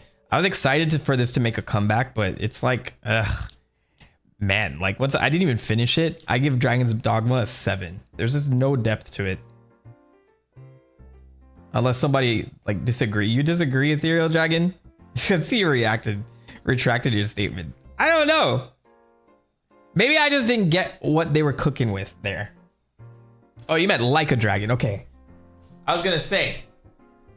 Shadow of Erdtree, we don't support that this year. Final Fantasy VII Rebirth, I think is gonna get Game of the Year. So I think for best RPG, I already voted Metaphor for 2 other things. I would say Like a Dragon, Infinite Wealth. Because while the narrative didn't really stick the landing for me at the end, I think it was an amazing game. And their turn-based style is very similar to Persona, just a lot funnier and more zany. So I'm gonna go with Like a Dragon, Infinite Wealth. And like honestly, just walking around like the island of Hawaii made me want to go to Hawaii. I never like took a genuine interest in going to Hawaii. And it's funny that I had family members go there too recently, and they're just like, oh, I thought it'd just be like just another island. No, you should definitely go. Even though some people say don't tour there and support the locals by not touring there. But aren't you like not bringing money into if you stop touring there? I don't know. I take that as like I would go tour there and not be obnoxious, but I don't know. Well, that's another story, I guess. But I really enjoyed Like a Dragon. And I hope they build on that. They got a pirate game starring Majima coming out next year, which will serve as their action game for the series. And they're going to be going back to Hawaii. This team does a really good job of reusing assets and coming out with content yearly, which a lot of these other teams need to learn. If you have a big ass island of Hawaii that you made, just take the whole thing and build on it, do other things. You have the map already. Just use it. That's all you got to do. They put out an article about it earlier this year, and they're like, I don't know why more game studios don't do this. Like, we can put out so much content this way. Maybe one day everybody else will figure it out and not have to spend 6 years making a single game. That's just my opinion. All right. Best fighting game. I am not a huge fighter person. I always wanted to get into fighting games, and I would get my ass kicked by... Is this Nintendo Land playing in the background? It's very topical. Oh, now it changed. Never mind. It's funny that would be in the running after I did a video with it. Okay, so we have Dragon Ball Sparking Zero. Everybody hyped this game up. It's visually appealing. It looks just like the show, but we are now in a place where you can do that. I think we've been there since the PS3 days, maybe even PS4. Things look so close to anime now. Like, you have the ability to cel shade and make it look good, and lighting. That this doesn't surprise me that everyone's gushing over it. I think this, honestly, I bought this game and I was super disappointed because it didn't just feel like it didn't have the content of previous Budokai Tenkaichi games, in my opinion. Sparking Zero is my GOAT for the year, not gonna lie. Hey, maybe I need to play more of it as a fighter, because I think the mechanics are there. Okay, so it's less about content and the actual fighting itself. The mechanics. How do I look at this as a fighter? And it's funny because it's just royal. It's like, it's brutally unbalanced, basically, and they did that by design. I'm 100% right about the content, though, right? Yeah, like I remember in the old days I'm not saying, oh, back in my day, because I think as a fighter, this is much better than old Tenkaichi games. But just like the content that was within those games is so much more. And it was cool. Like, the story was actually pretty gripping, even though at the time I already watched most of Dragon Ball Z, but I was like replaying this game. I'm like, man, I'm actually like into this right now. This is amazing. So yeah. Next we have Grand Blue Fantasy versus Rising. I don't know a lot about this game. I think I've played it in arcades a couple of times. Arc System Works always does a good job with fighters, but I don't know if this is it. I don't know why Multiversus is even here. Marvel vs. Capcom Fighting Collection Arcade Classics. What was in here? I mean, I feel like I should vote this just for the DAP. But this is like a rehashed collection of old fighting games. It's the only reason I'm not picking it. I think I'm gonna go with Tekken 8 because I'm a huge Tekken fan overall. And it's such a polished game. I gush for Tekken every time. So I'm gonna go with Tekken, even though like no one in chat said Tekken, which kind of surprises me, but that's my vote. Best family game. For the best game appropriate for family play, irrespective of genre or platform. This is where they shove everything Nintendo in here.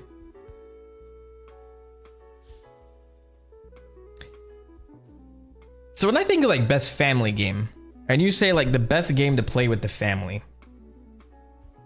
I'm thinking like if I had kids, right? I would sit there and play it with them. Not a game that I could give my kids, because then that'd be like best kids game. You know what I'm saying? So like best game I can enjoy with my family. That's how I interpret this award. So with that in mind, I mean, honestly, you could give your kid Astrobot and sit there and watch it and have a good time together. I'm not saying it has to be multiplayer for you to enjoy it with your family. And maybe it's not even kids either. Like, it could be your spouse or something that you guys can come together. Like, even with that in mind, Astrobot, it's nice to look at and it's friendly, but is it a family-oriented game? Not really. Princess Peach Showtime, I think is cool, the aesthetic, but again, same thing. It's just like, you know, this brings in more young girls, I'm sure. Like, oh, Princess Peach is here, yay! And then they play it. So like, what do you do like as a family? Super Mario Party Jamboree, huge contender here, because I feel the same way about Echoes of Wisdom, and then I haven't played the Plucky Squire, which looks multiplayer, so maybe that would be the second one. But yeah, Super Mario Party Jamboree. I finally take Nintendo's apology for what they did to me for Super Mario Party, because when I played that game, I was super excited.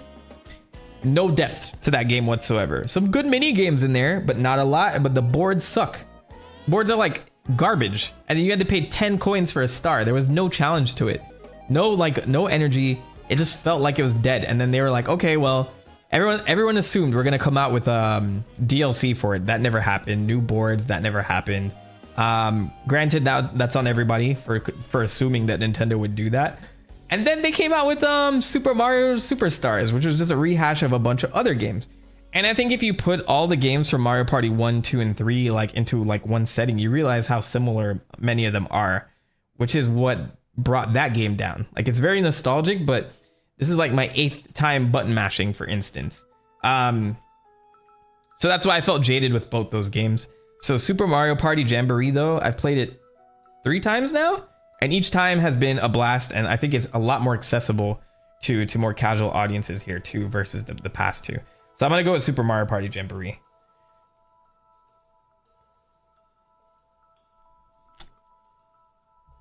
Need some water. Let's take a look at this.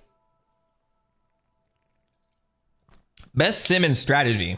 One thing you guys probably don't know about me, this is one of my favorite genres of all time. I love sim and strategy. I think one of the earliest games I played growing up was Roller Coaster Tycoon, the original one. That game taught me that you can't just sit there and build roller coasters, bruv. You need capital, you need money. And maybe that's what taught me like business-minded things when I was like 8 years old. Funny enough. I'm just like, you mean I can't just build the biggest, baddest roller coaster in the world? What do you mean? And I started taking out loans, and then my park is doing so well, and I was just in debt the whole time. And I'm like, why am I in debt?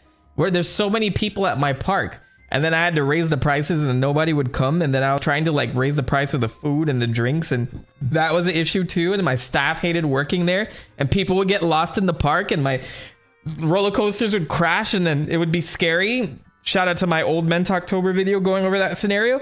But I have some very fond memories of Roller Coaster Tycoon, and that led me into like a ton of other sim and strategy games like Age of Empires and stuff like that. I was huge on that.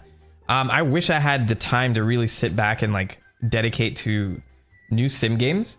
I think like Planet Coaster 2 came out recently, and it was just like, people say that it's not ready on release, which makes me sad because I really want to play a new proper roller coaster tycoon type of game. Maybe I could just play the old one. We'll see. I would love to do a roller coaster tycoon stream with you guys because they released the classic version of it. I think that would be a fun one.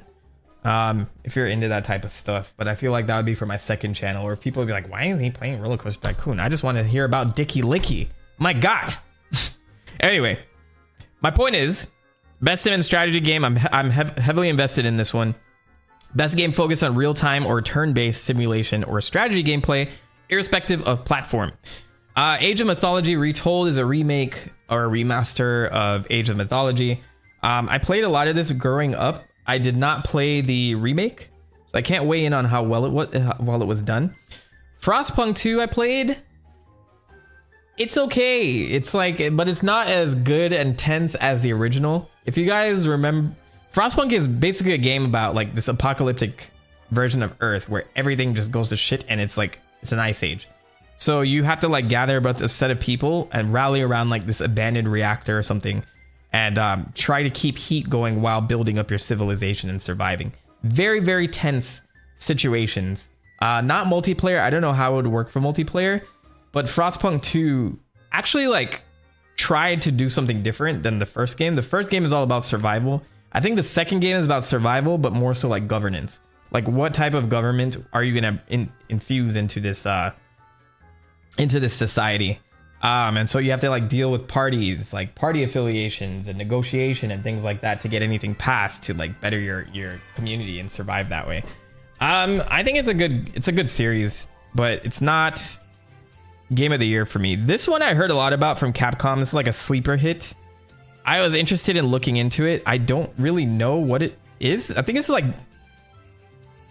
a glorified tower defense game from what I've seen, but people are really enjoying this.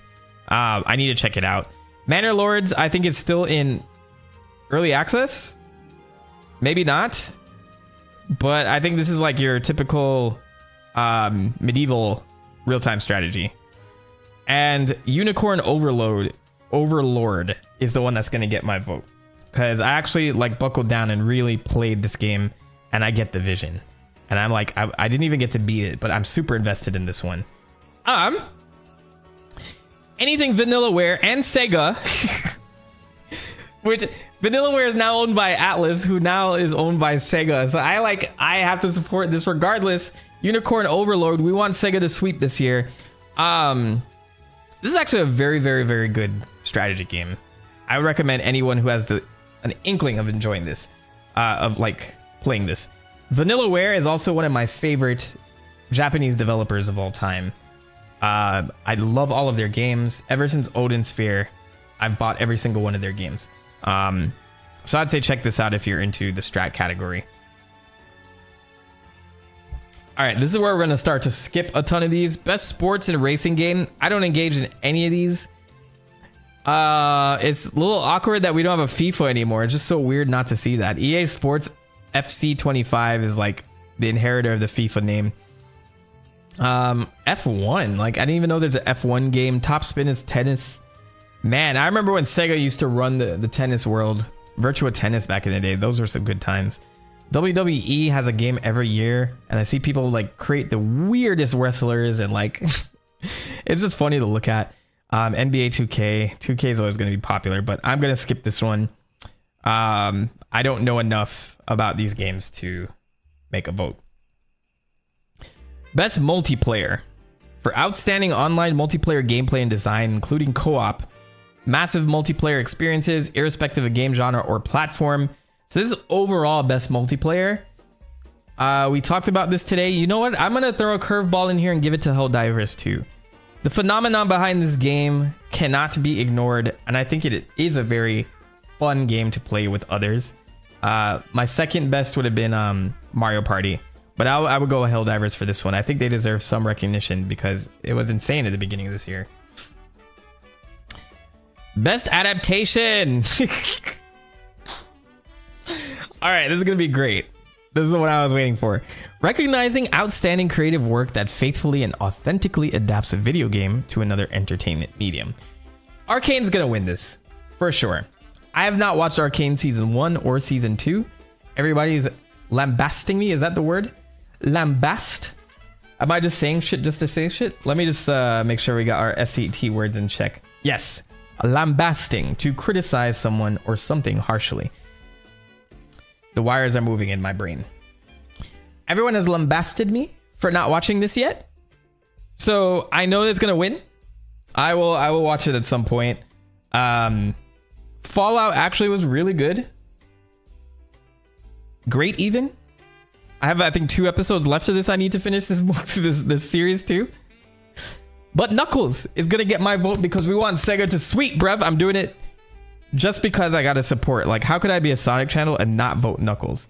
Honestly, as a standalone thing, Knuckles wasn't that bad. It was like, it didn't overstay its welcome. It was like a 6-episode thing and I knocked it out. It was actually pretty entertaining and funny.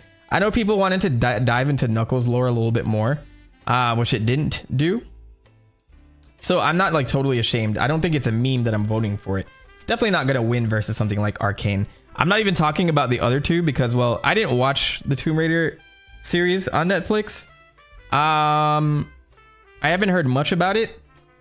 And then Like a Dragon, I heard was not worth the time whatsoever, sadly. This could have been a great way for Sega to pivot and get more eyes on this series, and they screwed it up. So I didn't even end up watching it. But we're voting for the Flames of Disaster. Hell yes. Knuckles. Most anticipated game. I hate that this is even a category, man. Can you imagine if the Oscars are like most anticipated movie? What's the point? All this could be ass. We all know Grand Theft Auto 6 is going to be the winner of this, but I got to support Metroid. Let me read the categories, by the way. Let me just read this. Recognizing an announced game that has demonstrably illustrated potential to push the gaming medium forward. Illustrated potential to push the gaming medium forward. Death Stranding 2 on the beach. It's so weird that that's the subtitle for this game. Am I out of music? Oh, it crashed. Okay. I don't know why my tabs are crashing today. All right. Ghost of Yote. I am a huge Ghost of Tsushima fan. It's Death Stranding 3 at the soup store. Yeah, exactly. Like on the beach. Death Stranding 2, sex on the beach. Just feels like it fits. It's gonna be him drinking and ordering Mai Tais / sex on the beach. Ghost of Yotei, I'm actually very interested in, but just seeing the trailer didn't hype me up enough. I will buy that game for sure. Is it my most anticipated game? Probably not. Grand Theft Auto 6, I think it's just gonna be Grand Theft Auto. It's just come out already. Just come out with it. So that's why I'm not picking it, because I'm not sure like what the full scale of this game is. It's gonna be big. This is gonna take place in my hometown of Vice City. So this is another thing. I get to like drive around and be annoyed at the everyday life of my hometown. So that's also nice. I'm getting some representation here. But I think I'm gonna go with Monster Hunter Wilds is a great pick actually, and we have a demo for it. I'm a huge Monster Hunter fan. Been in the game since 2006. I played the demo, and I'm just kind of like, I will also get this too. Will it be better than World? Will it scratch an itch better than World did? Or even Rise for that matter? I'm definitely gonna go at Metroid Prime 4 Beyond. Considering how long we waited for this game, I know the same could be said for Grand Theft Auto 6. But I'm gonna support Nintendo on getting at least one award this time around.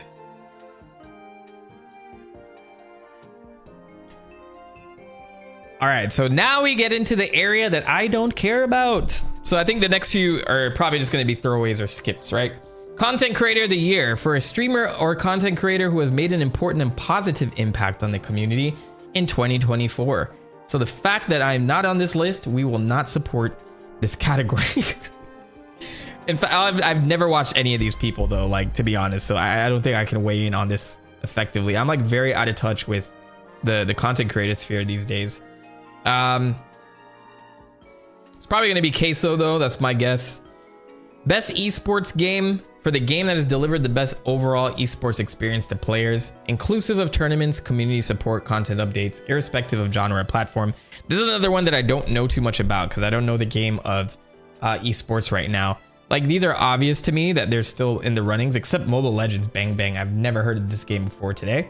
But these 4 games, I don't know like what really made a splash this year. It just seems like status quo this year. Last year I said Valorant because it was very like up on the totem pole, but like, what is best esports game these days? I wouldn't be surprised like it's League of Legends or Counter-Strike or Dota or Valorant. This is not going to turn any heads for me whatsoever.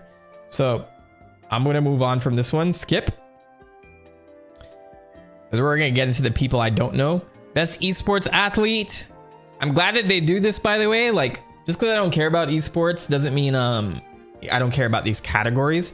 I think like this is an important thing because it was like now like esports are on CNN now. I remember when I was growing up, it was like people couldn't fathom that you would have like a gaming section on a sports channel. It's like, oh, is gaming really sports? Now we don't even have that discussion anymore. And these are like major backed competitions and leagues. So, you know, shout out to that. I noticed the importance of this, and this deserves to be at the Game Awards, but it's just a little strange that I have no idea who these people are. Okay, next. If you're just joining the stream, welcome. Welcome to the Men Talk channel. It is your boy, the Men Talk, and today we are going through the Game Awards nominations. I'm getting to the end of my picks. We have a lot more in store for the stream. I have a little bit of news and figuring out what reveals will be revealed tomorrow, as I will be streaming it live along with everybody else. So I hope everyone watching joins. If you would like to support this stream, make sure you're subscribed, like the stream, like my videos, or if you want to take it a step further, drop a donation. I have these beautiful new donation alerts that I won't even tease on stream anymore. You gotta pay up. No, I'm just kidding. But any support means a lot to this channel. I love every single one of you. And if you want to become a member and take it a step further, you can jump in at $2 a month. Thank you so much. Every contribution helps this channel. Love you guys. All right. We got a few others. I'm skipping that one too. Player's voice. Oh, this is the one. All right. So player's voice. This one gets very controversial every year. And I think by looking at this, you can kind of see why. I don't know how Elden Ring is getting so much support in all of these categories. Not to say it doesn't deserve it, but golly. Okay, so Player's Voice, which is your favorite game of the year? This is 100% community voted. Player's Voice is a 100% fan voted award across 3 rounds. The ones that we saw like earlier, Sonic was there earlier, got eliminated, and a few others got eliminated. The winner will be announced on December 12th at the Game Awards. We got Black Myth Wukong, Genshin Impact, Elden Ring Shadow of the Erdtree, Wuthering Waves, Zenless Zone Zero. 4 of these games are of Chinese developers, and I'm not knocking Chinese developers. They have been putting out some fire as of late, and a lot of these are actually very polished. It's just that you're gonna win them every year. I think like you have so many people there that will vote for these, and they have huge dedicated communities. So maybe, I don't know, does this represent the Player's Voice? Maybe the American voice is not the Player's Voice, and maybe like, yes, this is the pool of it. So I don't know, there's some controversy around this, but like, this is when you leave it up to 100% vote, this is the vote. These are the types of games that you're gonna get every single time. Now, what deserves it? Genshin Impact is unrecognizable to me now. Like, I have no clue what's going on in that game. I haven't played it since release. I don't even know if it ended. Did the story end? Black Myth Wukong is also good too. I think that's like the best polished game of the year from these games. Wuthering Waves I have not touched, but that's like Genshin Impact copied. I'm gonna go with Zenless Zone Zero, honestly, because I played it this year. I did play quite a bit, and I did drop some money in there. I'm not even gonna lie. There were some spicy characters in there that I put in my threw in my hat in the ring for. So I'm gonna go with Zenless Zone Zero. Actually, it's a pretty fun game overall. It's mostly single player though. But I'm gonna submit my vote for this one. Winner announced Thursday at 12:12 at the Game Awards. Yeah, they're mostly gachas, right? And I think a lot of them have... I think the controversy was that a lot of these guys were giving bonuses if they win. Or there's this hope that if we win Player's Voice, you get a special Game Awards stuff. You get free stuff. You get free rolls if they win. So like, that's like, if you're rallying it behind that, it's a little unfair to other games. I don't know. That's my opinion. Maybe, should I even be supporting that then? I don't know. This is what I would pick just because I enjoy the game, not because I want anything from them.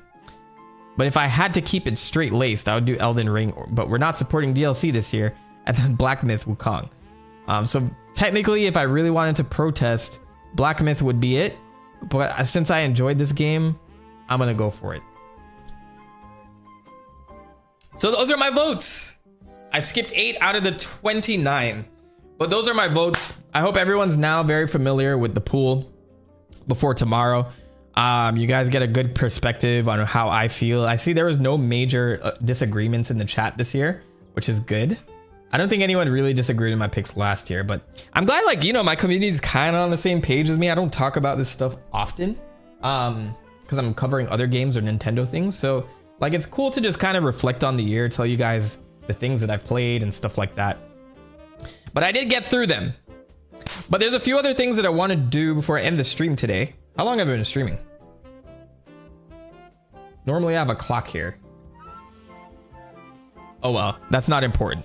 Oh, about an hour and 45 minutes. Okay, it's felt a little bit longer than that. All right, so what I want to do, like, there's a few announcements that are coming up at the Game Awards. So I want to like anticipate a few reveals. So I've pulled a few articles just to talk about what's happening right now. And they're very quick. So the first one was regarding announcements. I told you guys Jason Schreier, very popular gaming journalist in the field, has anticipated two big announcements, game-changing announcements. And I kind of trust his judgment, though, like, maybe our taste in gaming might not be the same. But the 3 bullet points here, that there's an exciting big game announcement for the Game Awards coming.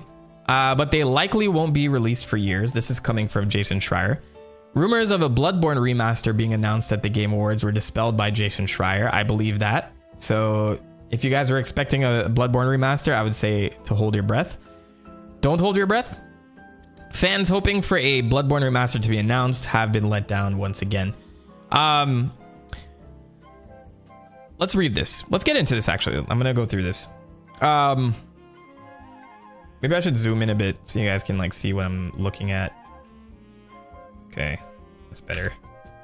All right, so 'tis the season to get excited. With the Game Awards just around the corner, Gamer Christmas is upon us, and ahead of the Jeff Keighley fronted show, as is so often the case, announcements started to leak, and rumors began to swirl. The latest round of rumors kicked off last night when Bloomberg journalist, Jason is with Bloomberg, that's how I remember now. Bloomberg journalist and industry insider Jason Schreier appeared on Kinda Funny Games Daily, telling the host that he knows of a couple of things that definitely qualify as big announcements. But while Schreier's comments are likely to light a fire in the gaming world, he moved to quickly confirm that although exciting things are ahead, he wasn't talking about the oft-requested Bloodborne remaster. Speaking to Kinda Funny Games Daily host Tim Geddes, Schreier said, quote, "I know of a couple of announcements there that are that would definitely qualify as big announcements. That said, big announcements are games that won't be out for years, which I hate. I hate when they do this, right? I hate when we get like, here's a thing, and then it's like 2027. You know, like that's so ass. Game studios stop doing it. Nintendo's doing a good job at this, where they announce something 6 months in advance to a year. Who else is really good with this? Capcom, I believe, too. So like there's a couple of like people that do it well, and then there's like you can't announce a game like three years in advance and expect things to go well all 3 years. You know, I don't know. That's just like product management 101. I think there's a good chance you'll see 1 or 2 teaser trailers for a game that is like 2026 or even later. These comments naturally generated hype, with them appearing on various subreddits. Which ones? Gaming leaks and rumors. We're not clicking that. And social media platforms. But while fans were quick to speculate as to what these games could be, with the Bloodborne remaster one of the first names to appear, Schreier moved to crush their dreams and dispel that myth. Replying to a comment on Reddit which said, "I think it might really be Bloodborne this time, ... Oh, you poor sweet summer child." Schreier simply said, "It's not." I love how you just came in and just ruined that kid's day. It's another blow for gaming's most deprived fan base. Most deprived fan base? What are you talking about? What does this mean? Why are you? Who wrote this? Sam Woods. They just got Elden Ring DLC. They got Elden Ring the year before. We have Sekiro. You have Black with Myth Wukong. You have Lies of P.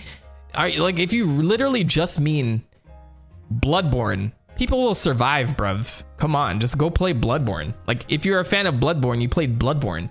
The people who want this game are the people who probably haven't played Bloodborne. Just keep in mind, this is a PS4 exclusive, that's why. But, like, shit.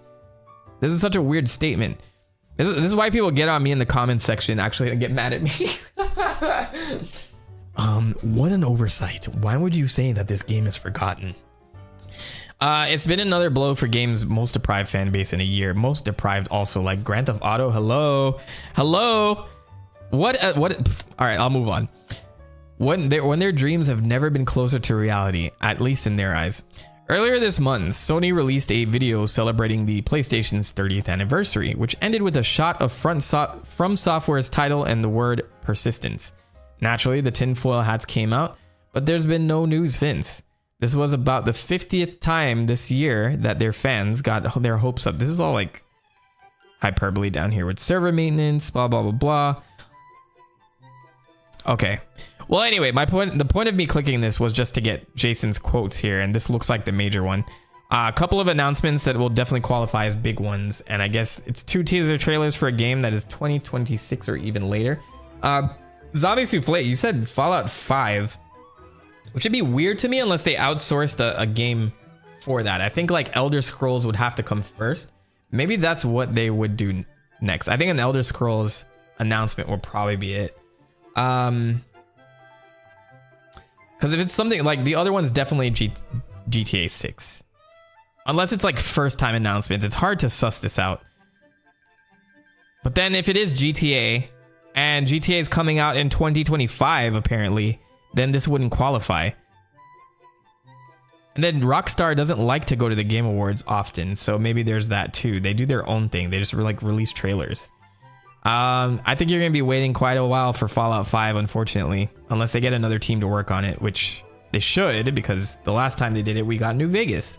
So there's that. So that's that article. So I guess we can speculate really quickly, which will, let's get my bingo card going. How do I get a bingo card generator? Let's do that. Mine won't have fancy pictures or anything, but like let's go with that. This looks like it's gonna charge me. Yeah, let's get some stuff on here. Do I just type in here? I guess I do. All right, Game Awards 2024. So as I go through these articles, I'm gonna be taking down things for my own little bingo card. The free space in the middle. So let's do. I can change the backgrounds too. Can I import images? I can. Okay, if I want to be viewed, I'll do that later. I'm just gonna get the content down. I'm about ready for those Ray-Ban remakes and remasters. Now the question is, are we talking announcements or overall events? Let's do overall events. Let's do overall events. Might be a FNAF Secret of the Mimic trailer. It's coming out next year. What was that again? Is that a game? It's a game. Is this a new game? How do I not know about this?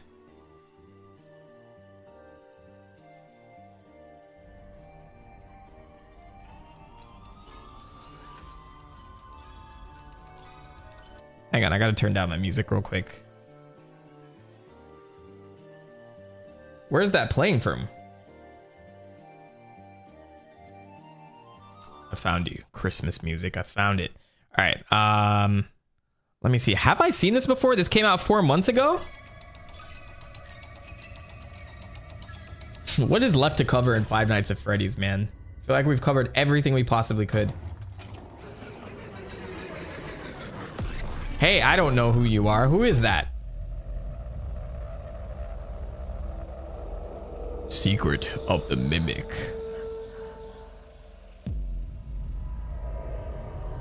$2025 by Steel Wool. Steel Wool's back. I really enjoyed Security Breach, to be honest. One of my favorite streams, actually. Like, I really had to roll up my gamer sleeves for that game. That's like one of the I like vividly remember my Twitch streams when I streamed that initially. All right. FNAF Mimic is a prequel apparently. Oh, so the rabbit hole goes deeper? No pun intended. I'm excited for that. I don't know why I didn't know about this though. The date for the game is 1979, so Fazbear Entertainment did exist back in the 70s. A mimic-based game was one of the last things I expected, but I'm excited from this. From the trailer, it seems the game will lean more into horror like Ruin did, which I can say I have no problems with. Well, I guess we'll see. Oh, Mimic was the thing at the end of the game that was mimicking Jeremy? Jeremy? Is his name Jeremy? No. I want to say Gerald. Man.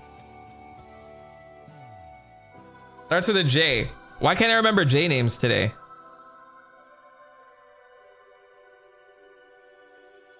Gregory. Gregory's his name. I knew it'd come back. Man, I'm doing like I've like had 3 old man moments on stream like so far. I didn't want to look it up myself. I'm sorry. I really had to remember that name. Gregory. Gregory is his name. So yeah, that was the thing that was imitating Gregory at the end of the DLC. So I remember what the Mimic is now. So now they're gonna get into the lore of that. Got it. And why was it manipulating things at the end of Security Breach? That's another one. All right, so here I'm gonna put GTA 6. Anything GTA 6. We're gonna start there. So there are 2 big announcements. I saw someone theorize that it'd be Final Fantasy IX reveal. That I think that was a rumor on 4chan. That's one of my favorite Final Fantasies. Do I want to put this here and put it into existence? Maybe not. I'm very scared of them remaking this game, but I'm gonna put that there. Since Final Fantasy is like at the forefront here, both 14 and 7 Rebirth, so I don't think it's beyond speculation that that would be there. I think we mentioned some other things. Yeah, it was Jeggery. Starts with a J. Jeggery.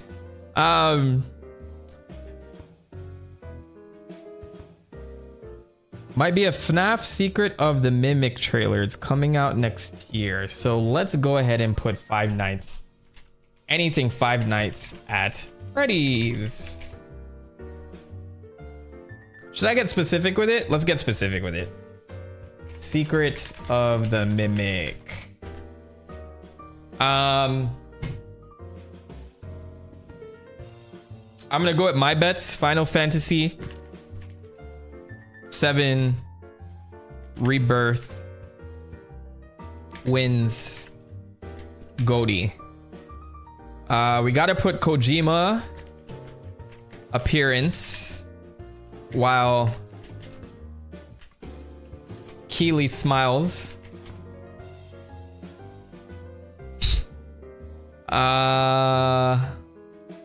Resident Evil. I think they would announce a Resident Evil. Like normally those are announced at like a Sony State of Play or something similar.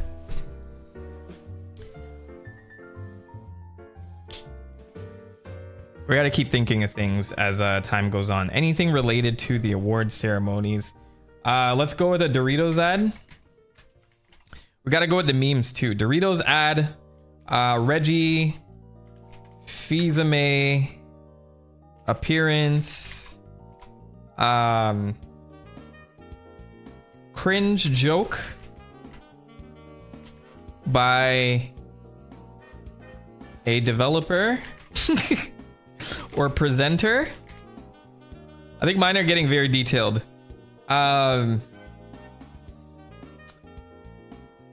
Chat, feel free to jump in. They did announce a Borderlands 4. I did not care for that. I think I'm so Borderlands'd out. We did put GTA 6. You know what? I'm gonna do it for you, Zombie. And I'll put Fallout 5 in this bottom corner here. Just for you. Maybe Resident Evil. Let's say Resident Evil. New Resident Evil. I'm gonna put Elder Scrolls trailer. How about that?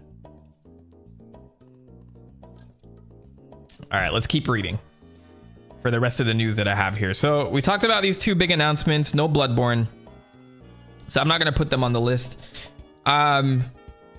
This is an interesting article, actually. So Metaphor ReFantazio is GameSpot's Game of the Year for 2024.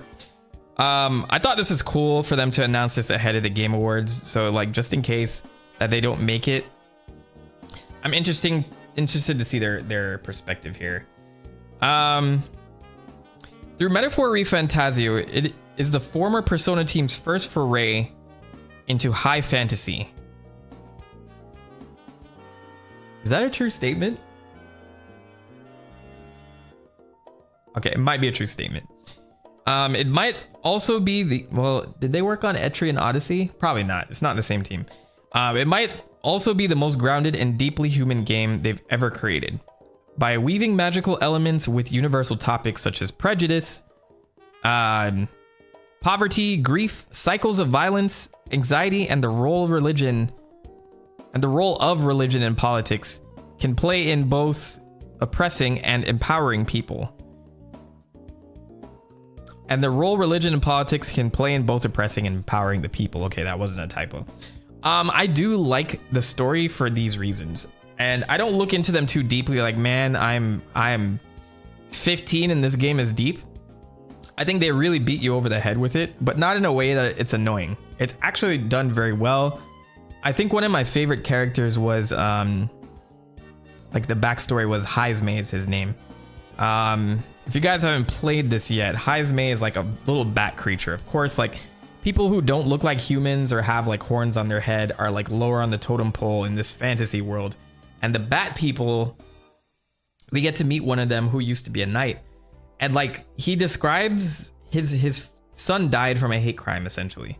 And he describes it like the way he describes it, it was like hard to hear. And then when you just take the fantasy out of it for a second, you realize that people went through things like that in real life. And it's like very sobering to see the Persona team tackling it like with such, fervor.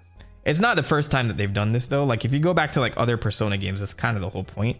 So I wouldn't say it's their most grounded and deeply human game ever. It's just as grounded. It's just a lot more obvious this time around.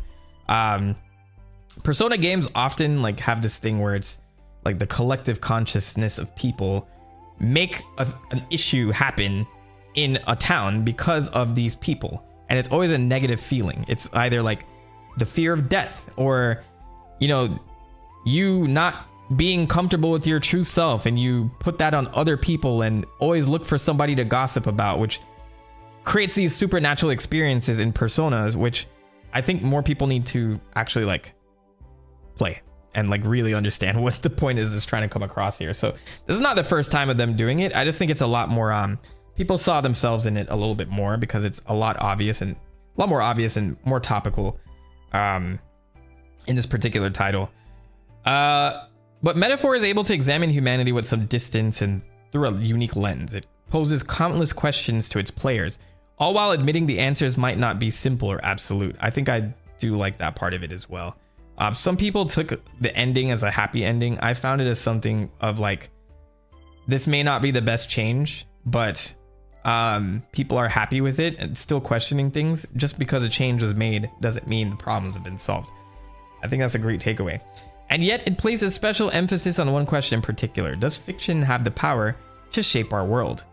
By the time the game comes to a close, the answer is resounding yes. Metaphor Refantasio is a beautiful exploration into how fantasy is a vessel for ideas and humanity, even in the darkest times. I mean, this is an interesting question to pose. I immediately think yes, fiction does have the power to shape our world. Look how like often we look at 1984 like, oh my god, I would never want to be in a world like that. And anytime anything shifts in a way that seems a little bit more like authoritarian, we bring up 1984. And I think that it's a great book. I love that book, and it has changed my mindset on like how governments work. But it's like fiction is based off reality and like factors of reality. Metaphor explores some of that, so I thought that was pretty cool. Almost done with this. Let's get through this. So the game's cast of characters from bubbly blonde pop star Juna and the wizened ninja Haizumi to the disgraced yet beloved Luis, who I like Luis, he's like such a troll. That's the bad guy in this game, are all well designed, well voiced, and utterly engaging, making them instantly appealing or detestable to players. Each offers their own exploration into the various aforementioned themes, weaving stories that are equal parts heart-wrenching and heartwarming. So I brought that up earlier, right? This is true. This depth is also afforded to the game's numerous side characters, which comprise the greatest and most fully realized roster of social links in an Atlus game thus far. What I do like about the social links, if you guys have played Persona games in the past, the social links in this, so in Persona, you have to spend enough time with somebody for them to level up to that next level of social linkage, for lack of a better word. And sometimes what you say influences how many points you get to level that up. In this game, you don't have to do that. As long as you spend time with people, you do get that level up, which makes interaction, like it encourages you to answer how you would answer. And you only get like bonus points for like things that are inconsequential if you answer like with the best answer, which is still fine. But it gives you the ability to get through these things and enjoy the story by also being more of yourself, which I think is cool. So they should do this in the main Persona games as well. The studio handles all of these narratives with nuance and precision, demonstrating a respect for its players' intelligence. I would say that they were less subtle here, as well as an immense conviction in its own beliefs. In a time when games are all too often criticized for being too political, which I'm surprised this one flew under the radar. People are bashing this stuff all the time on like Twitter and stuff like that. So I'm surprised that nobody like called this out for being too political. Atlus takes a firm stand on the side of compassion and makes it clear that there is virtue in addressing social issues, taking collective action, standing up for your ideas, and believing in a better future for both yourself and those around you. I honestly highly believe gaming should be a medium to address social issues and political issues.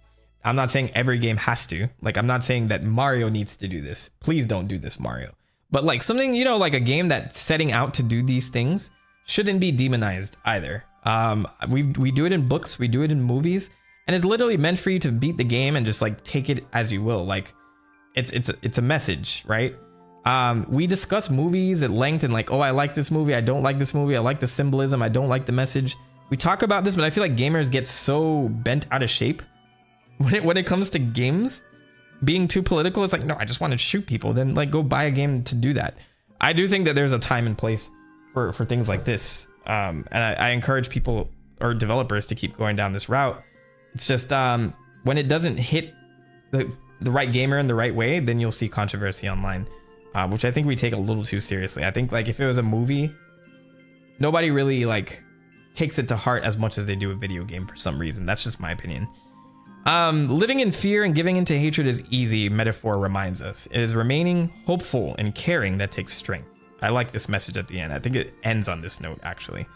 Despite being a lengthy game, Metaphor is phenomenally paced, with an appropriate amount of time dedicated to each area, character, and story arc. These arcs are all particularly memorable too, as the game is filled with spectacle, off-the-wall situations that ward off monotony, and compelling plot twists. Which there is like a few of them. It's like after a while I'm like, man, like what's happening right now?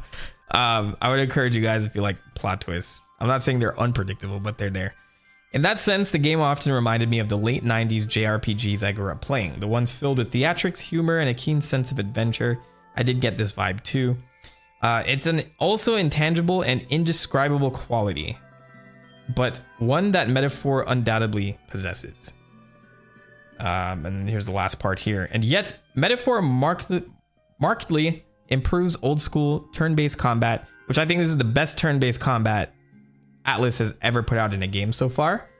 So if you guys are fans of Persona, this is a no-brainer because they've made the system even better. Now, is it going to be exclusive to these types of games, or will they transfer it over to Persona? I don't know, but it's very clean. There's a lot of things I can't even remember what I'm telling you guys now, like the things that I liked about it the most, but there's like quality of life changes that worked out very well. Addressing the most common complaints with the system, namely its slower pace, which I agree, some enemies are very spongy. Through smart button mapping, superb party flexibility, and the addition of light action style combat. Oh yes. So the coolest thing about this game is that when you are in a dungeon, I won't find the footage right now, but when you're in a dungeon and you are a high enough level, this is not something that's new to anything. It turns more into like an action RPG where you can go around and just hit things with your sword and kill them immediately after a few hits. You don't have to engage in turn-based battle with them. There's some games in the past where you hit things and if you're too much of a level, it'll skip the whole battle. I forget which ones did this exactly. I think Persona 5 did this as well, but they didn't come up with it either. Like some other games in the past did it. But in this game, it turns into more like an action RPG in those moments where you attack things in real time and you can kill them and gain the experience. And that's a great way to grind and not have to waste your time on animations or jumping into real time, into turn-based battles if the enemy is too weak. And that's one of the greatest quality of life changes that I think should be introduced like 100% into all turn-based RPGs. I don't want to do this battle if it's just going to waste my time with animations. If I'm going to destroy these things, don't waste my time with it. So that's kind of how I felt with it. That was a great change. This all makes for battles that are strategic yet breezy, and dungeon traversal that doesn't overstay its welcome.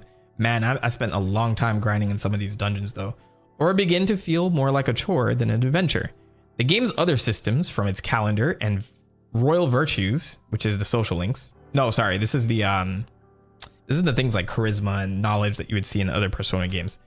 To its archetypes tree, which I think is pretty cool. Archetypes are pretty interesting in this. I won't explain them in depth now, but it's like, this is what takes the place of a persona in this game. Perfectly fit within the combat, creating dynamic gameplay that feels interconnected and immensely satisfying. Remarkable art direction and music further elevate the experience, as rather than use a single color palette, as Persona typically does. I disagree with this statement. Metaphor leverages several different colors to convey various themes. They mean the whole theme of the Persona thing. Like, okay, I get it. I get what they're saying here.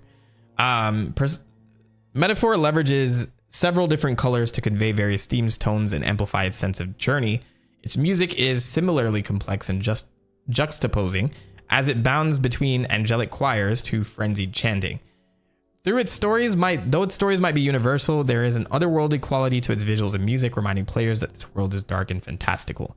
Regardless of when Metaphor was released, it would remain an exceptional title, but in the year 2024, a year marred by political unrest, growing inequality, fear, distrust, misinformation, and division, no game feels quite as apt and essential. I can agree with this. It's very topical. While not every work of fiction can change the world or instill within it a goodness that has seemingly been stripped away, Metaphor Refantasio is a reminder that art can change us. I think this is well written. I disagree with a couple of points here, but Jessica Cogswell pretty much did a good job phrasing how I feel about this. So being GameSpot's Game of the Year, I'm glad that it's won some Game of the Years here, and it got like, I think it's one of the highest rated games this year. So I hope it wins tomorrow. That's why I voted for it. On the flip side, Elden Ring Shadow of Erdtree DLC won't be eligible for BAFTA's Best Game Award. I'm glad that they took a stance on it because Keeley sure didn't. So I just wanted to pull this up. I'm not reading this whole article, but it's pretty fascinating that we're even considering DLC at this stage of the game. And then other news. If you guys remember the director of It Takes Two, Joseph, is it Joseph or Joseph? I can't remember. Joseph Fares. He'll be back at the Game Awards this year to reveal his next game. This man came from like a very memey person from the very, I think one of the first Game Awards, coming in and saying, what do you say? Fuck the Oscars live on stream. So this guy has actually delivered on his promises and has made very popular games. And It Takes Two won several awards last. I think It Takes Two won a Game of the Year that year that it came out. All Game of the Year winners. 2021, It Takes Two was the winner. Yeah. So he won that. So he's coming back, and man, I wanted Metroid Dread to win that year, but whatever. Who cares what I think? Who cares what I think? But he is coming back, and he did put this video, so I want to see like what he has to say here. I'm very curious to see what he is working on. Let's give a moment for our guy Joseph Fares here. Hello guys, this is Joseph Fares. Welcome to Fares. Sorry. When you come in here, you see this area with all the awards that we got. Game of the Year, that was a couple of years ago, but it was a great moment. Yeah. Show me, what are you working on? Yeah, we're working on the boss here. It's a big boss in the game. You guys gonna go nuts when you see him. Here's our mocap room. Here's where the actual magic happens. This is Mio and Zoe, our beautiful actresses. Playing Mio and Zoe, were those the names of the new characters for this game? Is he? Where do I know her from? Elsie Bennett. They're based on my daughters. My daughters' name are Mio and Zoe. Oh, that's cute. Sometime, but oh, you love them so much. It's crazy. Okay, so let's play a little bit. A lot of people say I'm cocky, but it's impossible not to be cocky when you have a game like this in front of you. I'm telling you, you will see what I mean when you play it. All right, that's it for gaming. You know, one thing that people don't recognize enough is the sound at Hazelight. Can you play some cool sounds here? Listen to this. I have an idea where you're gonna use them. We're working so hard at Hazelight, it's incredible. Yes, it's so tough. Oh, good, yes. Like we say at Hazelight, we fuck shit up without fucking up. Because that is us. Great, guys. This guy is so charismatic. I can't not like him. You know, it's like, it's amazing. The confidence there too. And he turned out to be a very good game director. That's Follow me, I'm gonna show you something more. The FX crew in the house. All right, can you show me? They're probably like, oh God, he's coming. I'm here like, here's a charismatic guy and his devs probably hate the shit out. No, I'm just kidding. A little bit of the glitches. We're gonna show them about the glitches here. Yeah, sure. What the? Are you serious? What color is this? I told you not to have. That's it. I hope you had a great time. Let me. Oh, wait a minute. Look at this guy. What's up, Jeff? Ah, it's time for Fuck the Oscars, huh? I'm fucking with you. Of course, I see you at the Game Awards. We're gonna show some. It's great time for games Fuck the Oscars. Yes. It's time for you to go now. Have a good one. I see you later. Thank you, Joseph. So there will be a reveal. I don't know if it's worth putting that on my bingo card. probably not worth putting that on my bingo card, knowing that he's actually going to be there. So, man, I have 1, 2, 3, 4, 5, 6, 7, 8 M's in my bank account. 9, 10, 11, 12, 13. 13 more to fill. I probably have to figure this out off stream. And then tomorrow I'll come back and share it in the pre-stream. Unless you guys have any ideas that I've missed here. So I have GTA 6, Final Fantasy 9 reveal. I will come up with more. I'm not going to have an empty bingo card. Final Fantasy 9 remake reveal.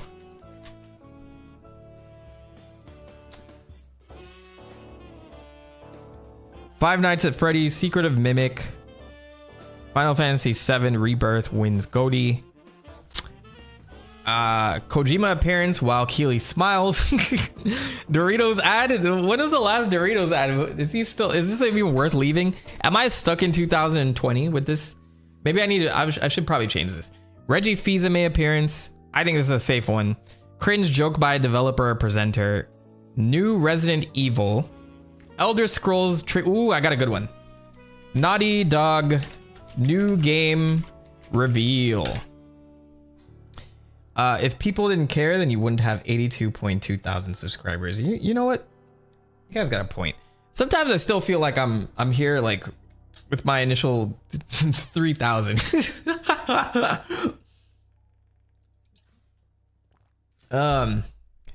Naughty Dog new game reveal. I saw this. Did they tweet something? Let me move Twitter over here because sometimes there's just like things on my timeline that I don't want YouTube banning me for. I'm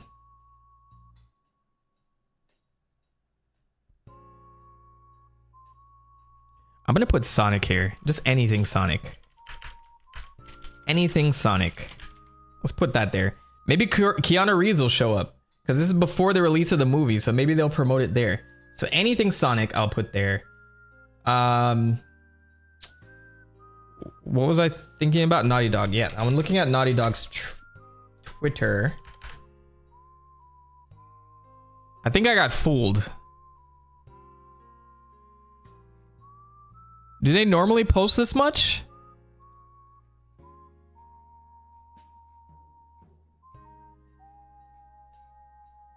Okay, so they haven't said anything about a new game.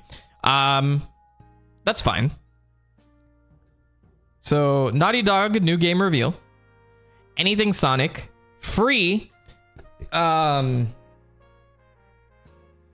Indie game section. No, wait. There's always the boring section of the Game Awards. Indie game section that I don't care about. I'll fix this. I'll fix this in post-prod. What else? Mobile game.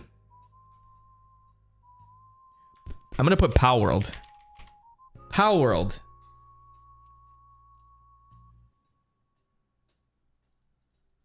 And now my brain's fried. I have no clue. I think it's a good set. I think off stream, I really want to think about it though, because I want a good bingo card. I think I've pulled so many bingo cards in the past that I don't think I've got a bingo a single time on stream. And I think I said if I get a bingo, I'm gonna line up 3 shots and take them all. Nintendo wouldn't make an announcement here, so I'm not putting any Nintendo things. Like, why would they put Mario here if they can announce that in a direct or at E3? The Switch 2 is not going to be revealed here, so that's not even anything to entertain. I think a big Square reveal would be the next Final Fantasy trailer. But I feel like it's too soon for that. Rebirth just came out this year. FNAF